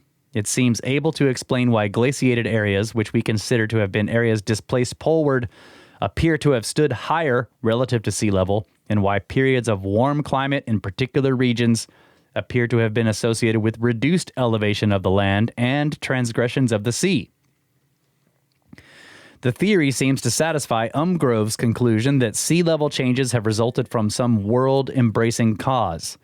It accounts, too, for Butcher's suggestion that regressions of the sea have resulted from sublithospheric expansion and transgressions from sublithospheric contraction, for this obviously is only another way of looking at a displacement of the lithosphere. If an area is displaced poleward, the effect of sublithospheric contraction is created. If it is displaced equatorward, the effect of sublithospheric expansion occurs. At the same time, it provides an explanation for the rhythmic changes of sea levels throughout geological history that so mystified Grabau. And he quotes him as saying, "This rhythmic succession and essential simultaneousness of the transgressions as well as the regressions in all the continents indicates a periodic rise and fall of the sea level, a slow pulsatory movement due apparently to alternate swelling and contraction of the sea bottoms." Man, this is crazy, dude. Hangover is gone. The podcast is the cure. Or it's that beer. Yeah, this beer is helping me out too. Undisturbed sections of the lithosphere. So it has been objected that there exist extensive areas where rock formations appear to have been little disturbed over great periods of time. If the lithosphere has been displaced as often as is required by this theory of displacement, why would not the lithosphere be universally folded to a far greater extent than it is? I think this objection has been partly answered where I pointed out that in a single displacement of the lithosphere, the folding would be comparatively slight and that it would be confined to a small part of the Earth's entire surface. I have suggested that it would be greatest along the meridian of the lithosphere's maximum displacement, but that at some point between this meridian and the two areas suffering no displacement, the compressions would tend to fall below the elastic limit of the lithospheric rocks, so that the lithosphere would simply bend elastically and then return to the original apparently undisturbed position in some subsequent movement. It may be added that most of the changes of elevation resulting from a displacement of the lithosphere would tend to be epirogenic. That is, they would be broad uplifts or subsidences of large regions resulting from the tilting of great segments of the lithosphere, rather than merely local deformations of the rock structures. Another point that may be urged in answer to this objection is that apparently over considerable periods, the poles have tended to remain in approximately the same areas, resulting in leaving some areas far removed for long periods from the meridian of maximum displacement of the lithosphere. What does that mean? That when you trace the pole back, it looks like it's kind of circling. It, there's not a massive movement where you have an area on the equator go all the way to the pole. Yeah. So basically the area of the pole moves 30 degrees in one direction, and then that happens again, and that, and it sort of stays around in that general area. So you have areas of the world that don't really ever move much or haven't been there in a long time. Yeah, you get these regimes where so every once in a while, maybe in a really massively long amount of time, you get a couple of movements in a row that move it in the same direction or close to the same direction. And then you get a long period of that area sort of floating around the polar axis.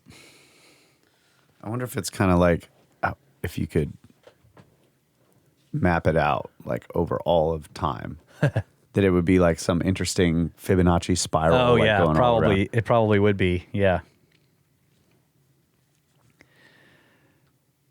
Okay. So the chronology of mountain building. Another objection that may be raised to this theory of mountain building is that there are supposed to have been only a few great mountain building epochs in the world's history of 3 or 4 billion years, and that these epochs have been separated by very long periods when mountains were eroded away and no new ones formed. I shall indicate 2 reasons for holding that this concept is an illusion. The first reason is that the record of the rocks is incomplete. It has been estimated that if all the original sedimentary beds of all geological periods were added together, that is, the entire amount of sediment that has been weathered out of the mountains and continents and accumulated to make sedimentary rocks since the beginning of geological time, the total thickness of sediment would be about 80 miles. At the present time, however, the average thickness of the existing sedimentary rocks at any one point on the lithosphere is estimated to be no more than 1.5 miles. What has happened to all the missing sediment? The answer is that it has been used over again.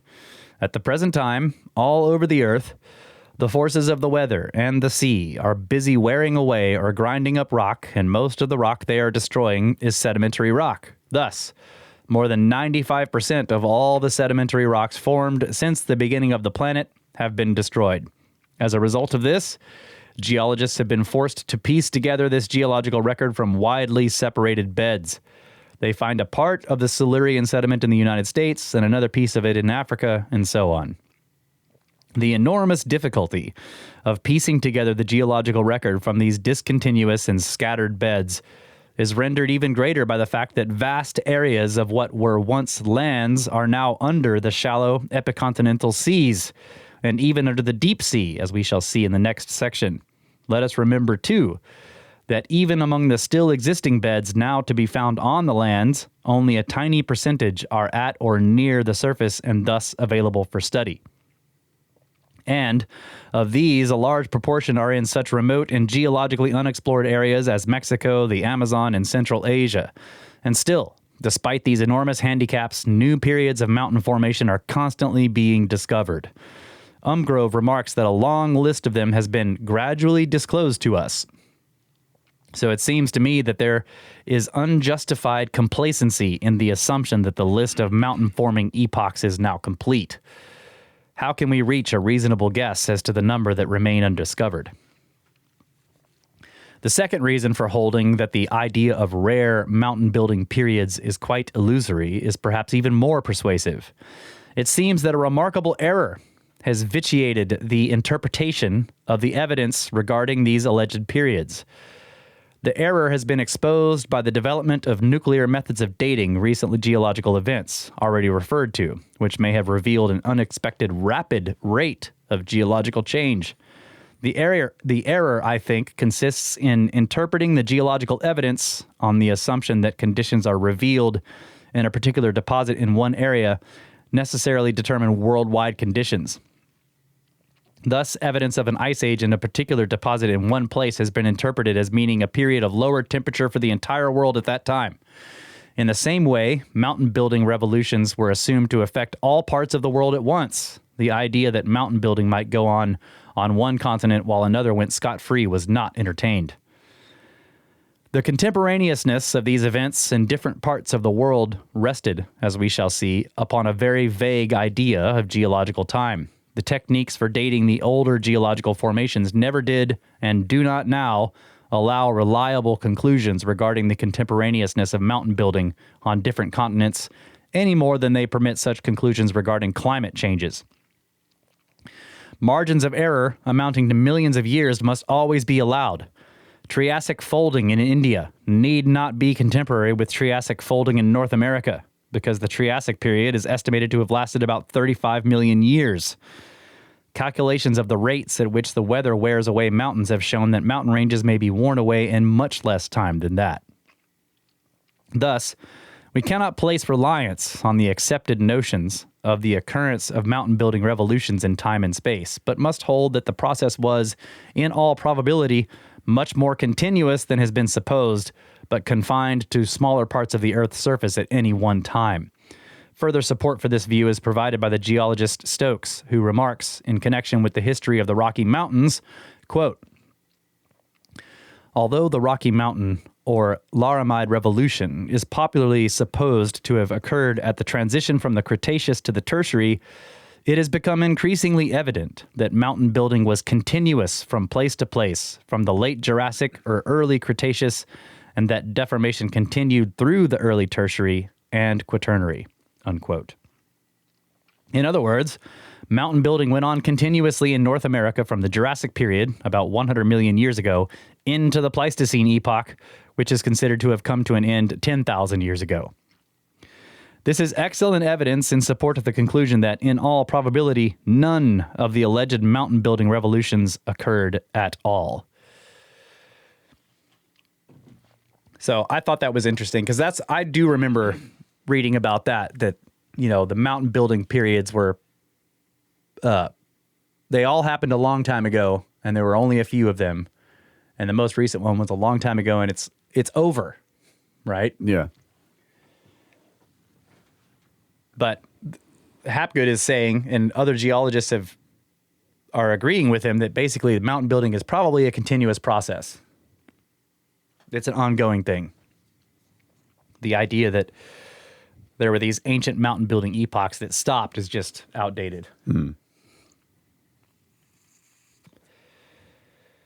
I was wondering how the new techniques of dating rock and stuff might have affected the theories, the models for the mountain building phases now. Because like you can, like, don't we have all these? Are they still? I can't remember. We did this a long time ago. The stellar nucleosynthesis. Oh, yeah. all that. Like some of those dating methods using decay rates and stuff. Yeah. Are they still margins of error of millions of years? Yeah. Okay. Yeah. It depends on what your target, you know. The older it is, the bigger the margin of error for whatever the dating method is. But what they will usually try to do is they combine it. They're like, okay, let's count the scars in the crystal. Let's also count this isotope, and let's also count this other one. And when we combine all of that, then you can lessen the margin of error, but they're still pretty big sometimes. And if, as seems increasingly likely, that catastrophic periods are frequent, and geologically speaking, every 10, 12, 20,000 years, you get a catastrophic event. Then if you have a margin of error of 400,000 years, that encompasses multiple catastrophic events. Yeah. And, if a whole mountain chain was erupted in one of those and then a separate mountain chain somewhere else erupted in another, they would look like the same age, right? According to this dating technique. Okay, well, I think that's it. Oh, yeah. That's it. You're right. That was great, man. That's a good stopping place. Yeah, the next chapter actually that we'll be getting into in the next episode probably is chapter 10, the one he's been talking about throughout the whole thing, where we're going to start talking about the mammoths and all this stuff trapped in the ice and everything. So yeah, we've gone through sea levels and mountain building and crust cracking and all this geophysical stuff and all this data, and now we're, according to Hapgood, ready to look at this data with these eyes, right? The data that we that more of us are familiar with from Velikovsky's Earth and Upheaval and Randall's stuff. So now we're going to look at these animals trapped in the ice and stuff through Hapgood's eyes after going through all this data. That's great. Yeah. Oh, man. Looking forward to it. Yeah. Next month. Right. Look for it in December. Yeah. All right, let's take a break. Okay. Do the final segment.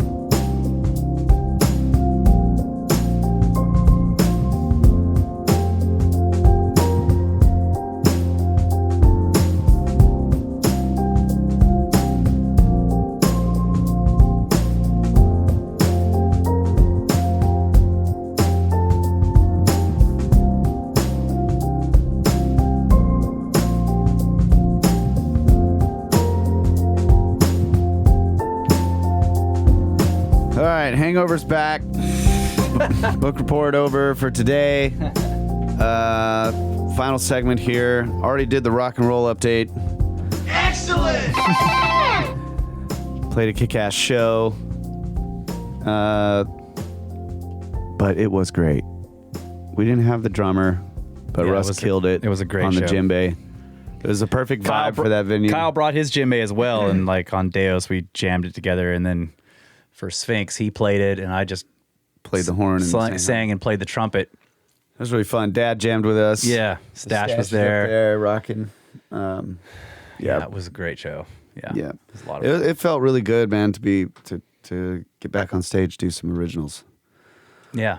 So yeah, what else? You already mentioned we're leaving for Egypt in a couple days. We'll already be on our way when this comes out. Yep. So yeah, we just got to wrap up final few things with the wine right before we leave. I did the full changeover of the beehives at the end of last week that I've been talking about. I put those new top feeders in, took the old feeders out, really pissed them off because I had to really crack the hives open. The to do all horses that got work. stung. Yeah, the horses. I took some video of doing the process. Maybe when I get back, I can put the video together as a little thing and maybe put it up on the Patreon or something. I don't know, but yeah, I got some video of, and the bees are just swarming me like crazy. But I got the top feeders in, and the great thing about those feeders is they hold a lot more food than the frame feeders I was using. So I should be able to provide them with enough food to carry them over for the entire time we're gone. I hope. I don't know, but I'm going to fill them up before we leave. So Cool. like fill them all the way up so they have plenty of food.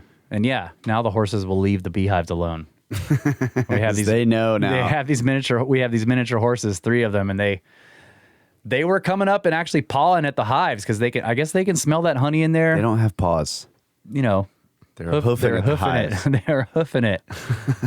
But they're like scraping on the back of the hive, and they would piss the bees off. And they came up right when I was cracking them open, and I looked over there and I saw them, and I was like, "You want to leave?" And sure enough, one of them got stung, and they all started running. Hopefully they've learned their lesson, because I've been worried that maybe one of them would knock the hive over, and then it would be really bad. They'd get stung a lot if they did that. So you don't want that to happen. But yeah, I was reading about it, and people were like, "Yeah, generally you might want to keep your horses away from the hives because horses are curious and they can disturb the hives. So, and you don't want them to get stung." We do want them to get stung. Just once or twice, so that they learn. Yeah, so that's the ag update, right? Oh, we just released the... oh, no, we haven't released it yet. We're about to release the reserve blend. I guess we already mentioned that. Yeah, you sent off for the labels. That's right. I finished the label. Yeah. So when we get back, we'll label them and yeah, then they'll so be they ready should to be go. released in December too. Yeah, It's good. it is good. It is Okay. good. Sorry. Cat. Dang it. God dang it. Okay, Space Weather News. From spaceweather.com. Solar flare and radio blackout. Sunspot AR3149 exploded on November 7th, producing an impulsive M5 class solar flare. Radiation ionized the top of Earth's atmosphere and caused a shortwave radio blackout over the South Pacific, including part of Australia and all of New Zealand. Stay tuned for updates. And 21 years ago, a severe geomagnetic storm, and it could happen again and soon. 21 years ago, a full halo CME struck Earth's magnetic field, sparking a severe G4 class geomagnetic storm. Skies over Central Europe glowed bright red and violet, recalls Heiko Ulbricht, who photographed the display from Germany on November 6th in 2001.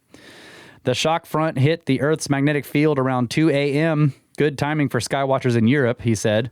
From there, aurora spread around the world, descending as far south as Florida, Texas, and California in the United States, and this storm persisted for more than 24 hours. The CME left the sun 2 days earlier, propelled by an X1 class solar flare from sunspot AR9684. Coronagraph images of the CME were quickly overwhelmed by a snowstorm of energetic particles, accelerated by shock waves in the approaching storm cloud. The kind of explosion that produced this storm is, interestingly, not rare. Young Solar Cycle 25 has already produced 8 similar X flares since 2021. None of the related CMEs delivered a direct hit, however. If you look at the sun today, it could definitely produce a spectacle of this kind again, says Ulbricht. Browse the Aurora gallery from 21 years ago on spaceweathernews.com or spaceweather.com to see what might be coming. Man, that's cool. Yeah. Current conditions, solar wind speed 393.4 kilometers per second. The density is 5.64 protons per cubic centimeter. Sunspot number is 78. Neutron count is 4.7% above the space age average. KP index is 1, which is very quiet. 24-hour max is 2, which is also quiet. That is your Space Weather News for the month. Yeah. Let's see what crypto's doing here. Still floating around 20. Yeah. Bitcoin, $20,880.20. Ethereum, $1,581.89. Not much going on there. It has been amazingly stable. Yeah. After that, all those drastic rises and crashes and rises and crashes, it's like very stable now, which is interesting. Sure is, yeah. Yeah. Does not look stable when you look at the all-time graph, though. No. No, it doesn't. All right. You want to do some emails? Emails. We've got 4 very short email notes. This one's called Thanks, I Think, from Greg. I understand. Greetings. Love the show, mind expanding, and I am familiar with much of the content, yet some of the ideas I have not considered before. The Hermetica has stimulated my spirituality to change directions. However, the most important thing I have learned so far is that from henceforth, in order to leave any kind of legacy, I will be using granite in all of its forms to build or write. Any good recommendation on stone tools? Sincerely, Greg. Arrowheads are good. Stone tools. I hear copper chisels are undefeated in making enormous stone constructions. Oh, stone carving tools. Yeah. Okay. Well, that's what I assumed you meant, but maybe you're right. Arrowheads are also undefeated in longevity in terms of stone tools. Yeah. They're pretty good. By the way, the Watcher is back. Oh, yes. Forgot to mention that. Just forgetting to mention the Watcher. All right. You doing Andrew? Yeah. This is from Andrew. He says, "Hi, bros. Kyle, I was stoked to hear your rant about the observer effect. I've been thinking about this for a long time. I think it has a lot to do with the fact that the Schrodinger's cat thing has the cat in a box. But for that to be really true would require that the box is fully isolated from the rest of the universe and therefore removed from any interactions with any particle." Huh. He says, so he's referring to the observer effect in the double slit Yeah. experiment. Quantum physics. The Schrodinger's cat thing is a little different, but is based on the same principles, but it's not quite the same thing. But yeah. Yeah, the cat's going to be killed by some mechanical device. Yeah. So it can be in contact with the world, but I think I get what you're. Yeah.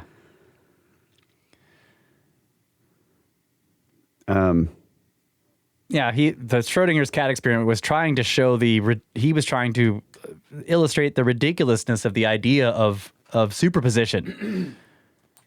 Yeah, that until you observe it, it's in both states. Right. And he's saying, well, what if you set up some system that would have to thus transfer the superposition onto a macro object? Yeah.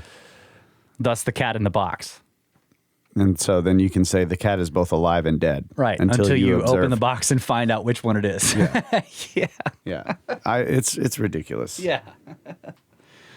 But thanks, man. I appreciate that. I like to rant about that. He goes on to say, "I still think the observation that narrative is required, but it's only true for humans. We seem to be meaning-making machines, and the material works is inherently meaningless. So to interact with the world, we must impose meaning on it. This is not a statement about objective reality, but subjective. That's all I have for now. Keep up the good work. Snakes!" And then he signs as AJ. Yeah. So yeah, that's a response to the narrative conversation we had. Yeah, I mean, we're the ones that create narrative, for sure. So I'm not sure that... I mean, I guess if there were aliens, they could create narrative. But I was definitely referring to narrative, like creating cultures. So purely talking about humans. Yeah. And then I think he's also just discussing the broader philosophical idea, like is there meaning inherent in the universe? I tend to think there is. Right. He's saying that the material works of the universe is meaningless. We're the ones that add meaning to it. That's what he's saying. I think we're meaning-making machines. But I think that a materialist reductionist would agree with you that the universe is meaningless. The meaning is added by us.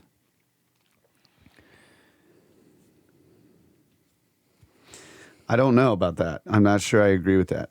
That's what I'm saying. I think I lean towards that there actually is meaning to it. Yeah. It's not us. It's not imposed by us. We can impose meaning on things, but But if there's a deeper meaning than that, like one of the things, if you believe in a creator of some kind, so the universe was created for a reason, then it has inherent meaning before you ever impose any of your own on it. Or if consciousness is fundamental, is the idea comes that, from some other realm, then that imposes meaning on the universe. is the idea that a random occurrence has no meaning? I mean, why should that? Is that what the basic argument is? That's a great If it's question. random, it can't have meaning. I don't necessarily agree with that either.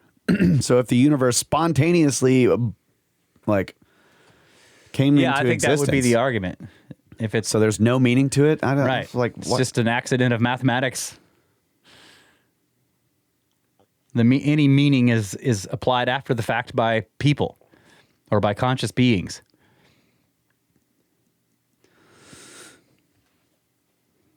Maybe I don't have a very good definition of meaning. Just think about the double rainbow, bro. What does it mean?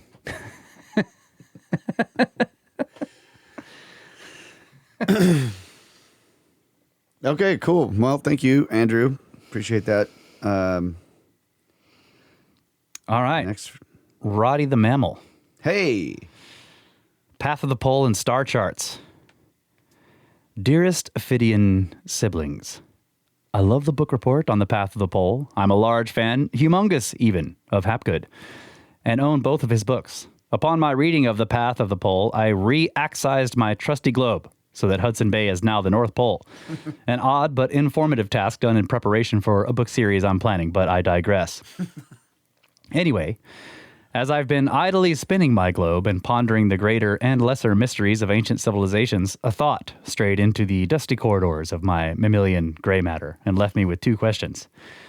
Currently, the varied ancient temples, stone circles, et al. Are aligned to current solstices, equinoxes, pole star, and constellations familiar to today's astronomers, astrologers, and amateur stargazers alike.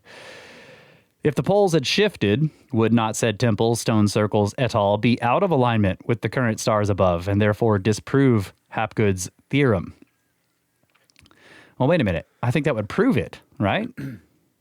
Or is he saying I think that he's saying that because they're all aligned, that does that this disprove? disproves it? Yeah. Well, we had Martin from Mario Build Reps on, and he says that according to his calculations, that a lot of them are aligned to cardinal directions that are not correct anymore. Well, they're. What? They have a That's north-south a weird way alignment. of saying it. Yeah, they don't have a north-south alignment anymore. Right. Further, has anyone recharted the stars based on Hapgood's varied wandering pole positions to see if said ancient temples, stone circles, et al. Lined up in a way significant with the differing solstices, equinoxes, pole stars, constellations, and alignments, which would support Hapgood's theorem? Apologies for the verbose, long-winded email, but as I am warm-blooded and blessed with a higher metabolism, such verbosity comes naturally among the furred brethren and truth seekers such as myself. Thank you in advance. Yours, Roddy the Mammal.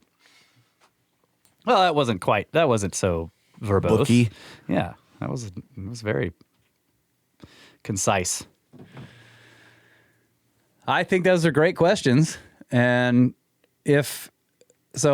one thing you could say is that if Hapgood is correct and the poles have shifted and all of the ancient sites that we know of now point to current pole conditions or pole positions, then those must be younger than the last pole shift. Right.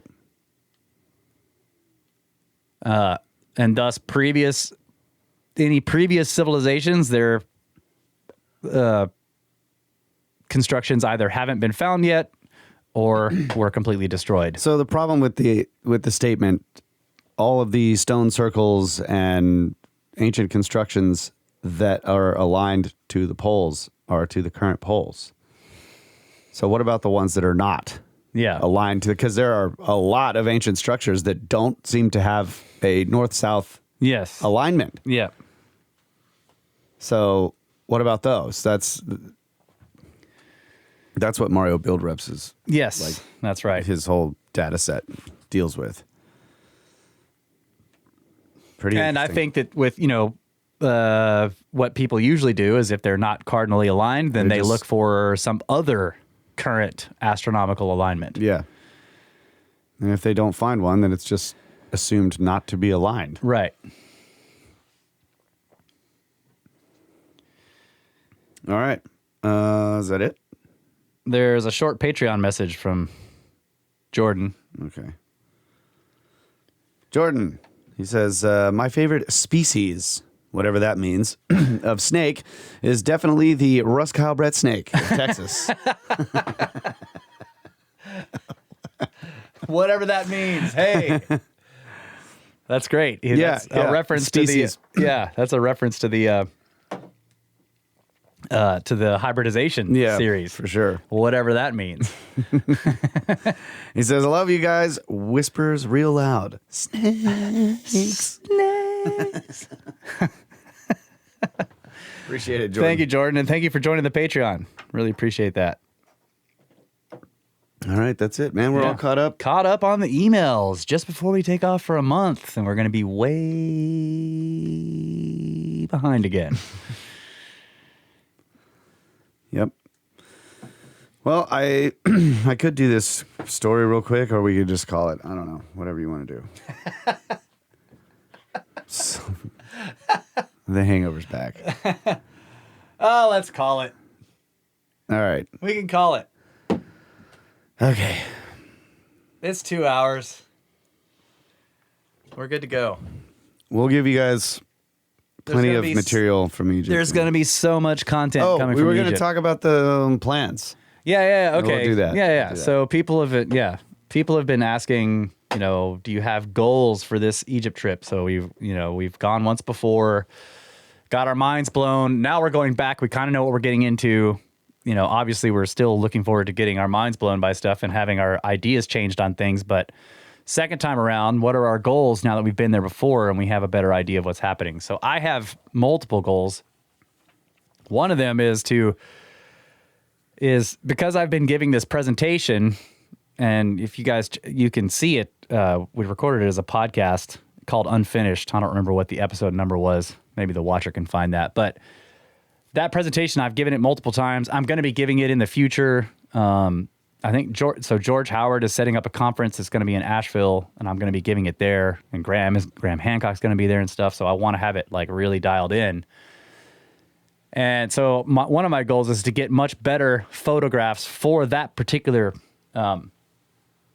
presentation. Yeah, that presentation really focused, like, in my mind, the types of photographs Yes. that we need to get. Yeah. Yeah. So that's like a general goal on the entire trip, is to look for more aspects that would add to that presentation, exactly. and then capture good photos of. Yes. Like there's multiple Relevant. areas where I know like I need better pictures of this, and other areas where I'm like I want to go around, and then there's some other things like I want to circumnavigate all 3 pyramids on Giza. I would love to be able to do that. I don't know if that's going to be possible, but I'm going to try at least to walk the entire perimeter of all 3 of the Giza pyramids. Okay, Watcher says it was episode 243. It was Unfinished. So that presentation, there's multiple things we're going to be looking at, or I'm going to be looking for to get better photographs to add to that presentation and make it better, higher quality. What else? What other goals we have? We're going to be, we want some extended time in the Serapeum. We're going to be trying to do that. I wanted to get better information on each box. Yeah. And know which ones I'm like, I want to have basically a map of the site, and then be able to mark like these photos are from this box.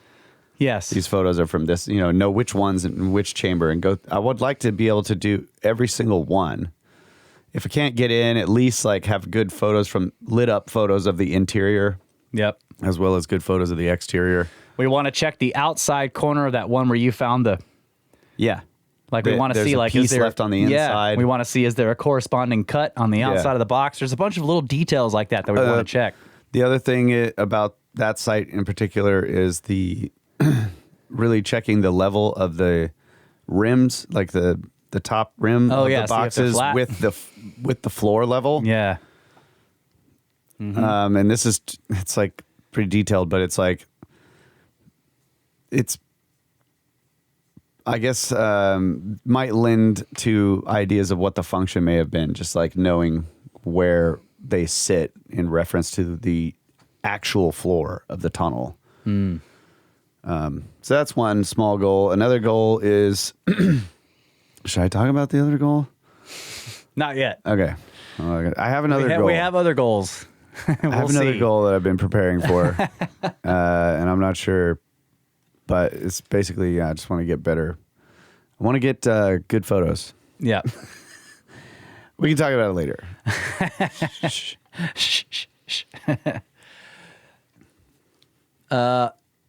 Let's see what else. Yeah, and I was in bad shape when we were in the Serapeum part of the tour last time. So hopefully I'll be my back was really hurting me for a couple of days there. I could barely like walk around. So this time I'm hoping to be in better shape for that. So I'll also be able to be more active when we're in that complex. And Ben's also talking about hopefully at least him and Kyle and I can get around to the back parts that we weren't able to get to before. Yeah. And see some of the other boxes. And there's one enormous one that's been shoved into It's like broken. shoved into a corner tunnel back there somewhere, like it was just discarded down in there. We want to look at that one. But yeah, the other, we'll be generating content on YouTube. Hopefully we'll be able to do some live streams. They probably won't be super long, but we'll be live streaming from certain areas where we have good signal. And then also we'll be dumping tons of material, photos and videos into the Discord chat. So you can join the Discord if you want to see that. Every day we basically put material up into the Discord, into a specific channel in there called Straight to Pyramids. So you can check in that, and then there's going to be tons of discussion on that in the Discord by all the other people that are in there, all the other Snake Bros fans. And we'll be making some Patreon content as well, hopefully. Yeah. And then maybe do a roadsode, a short one. I'm really looking forward to going back under the step pyramid. Yeah. As well. Yeah. That's a big. There's so much. It's like when we left, I felt like I just missed out on a whole bunch. Yeah. Yeah. I didn't take good enough photo. I was doing a lot of like videos. Yeah. And that's another thing. I'm like, we don't do a lot of video editing around here. Yeah. That's As that's know. Ben's thing. Yeah. So I'm going to be doing more photography. I'm just going to focus a lot more on photography. We got you Yeah, I can scan. Yeah, Kyle's got a phone that will scan, get a LiDAR. So Yeah. if we'll ever use any of that, we don't know. But still, it's got an amazing camera. Yeah. So. yeah. Also in general, all of the sort of new revelations we came back with from the first trip is now we're going back with these eyes. Yeah. So from the beginning of the trip, we're starting with all of the things that we realized at the end Of the last one. one. Yeah. So I'm really looking forward to like the same thing happening on the next level. Yes. Deeper. Yeah. You know what I mean? Yeah. Yeah, I know watchers saying take a tone generator. I know. You just can't make a lot of noise. It's It's that's not doable. yeah. I would love to do that, but You definitely my get tone busted. generator is right here. Yeah. I told GMA, I was like, we need a tone generator that uses like ultrasound. Yeah. It can't be heard by people. That would be great. Okay. Oh, do we have any producer? I haven't even looked, dude. Oh, do we have producers? Probably. Slacking on the job here. Maybe not. I don't know. We had a whole bunch roll in. Thanks to all the people that have been donating through the PayPal and the Patreon. It really helps. Really appreciate it. Did we do the Patreon people last time?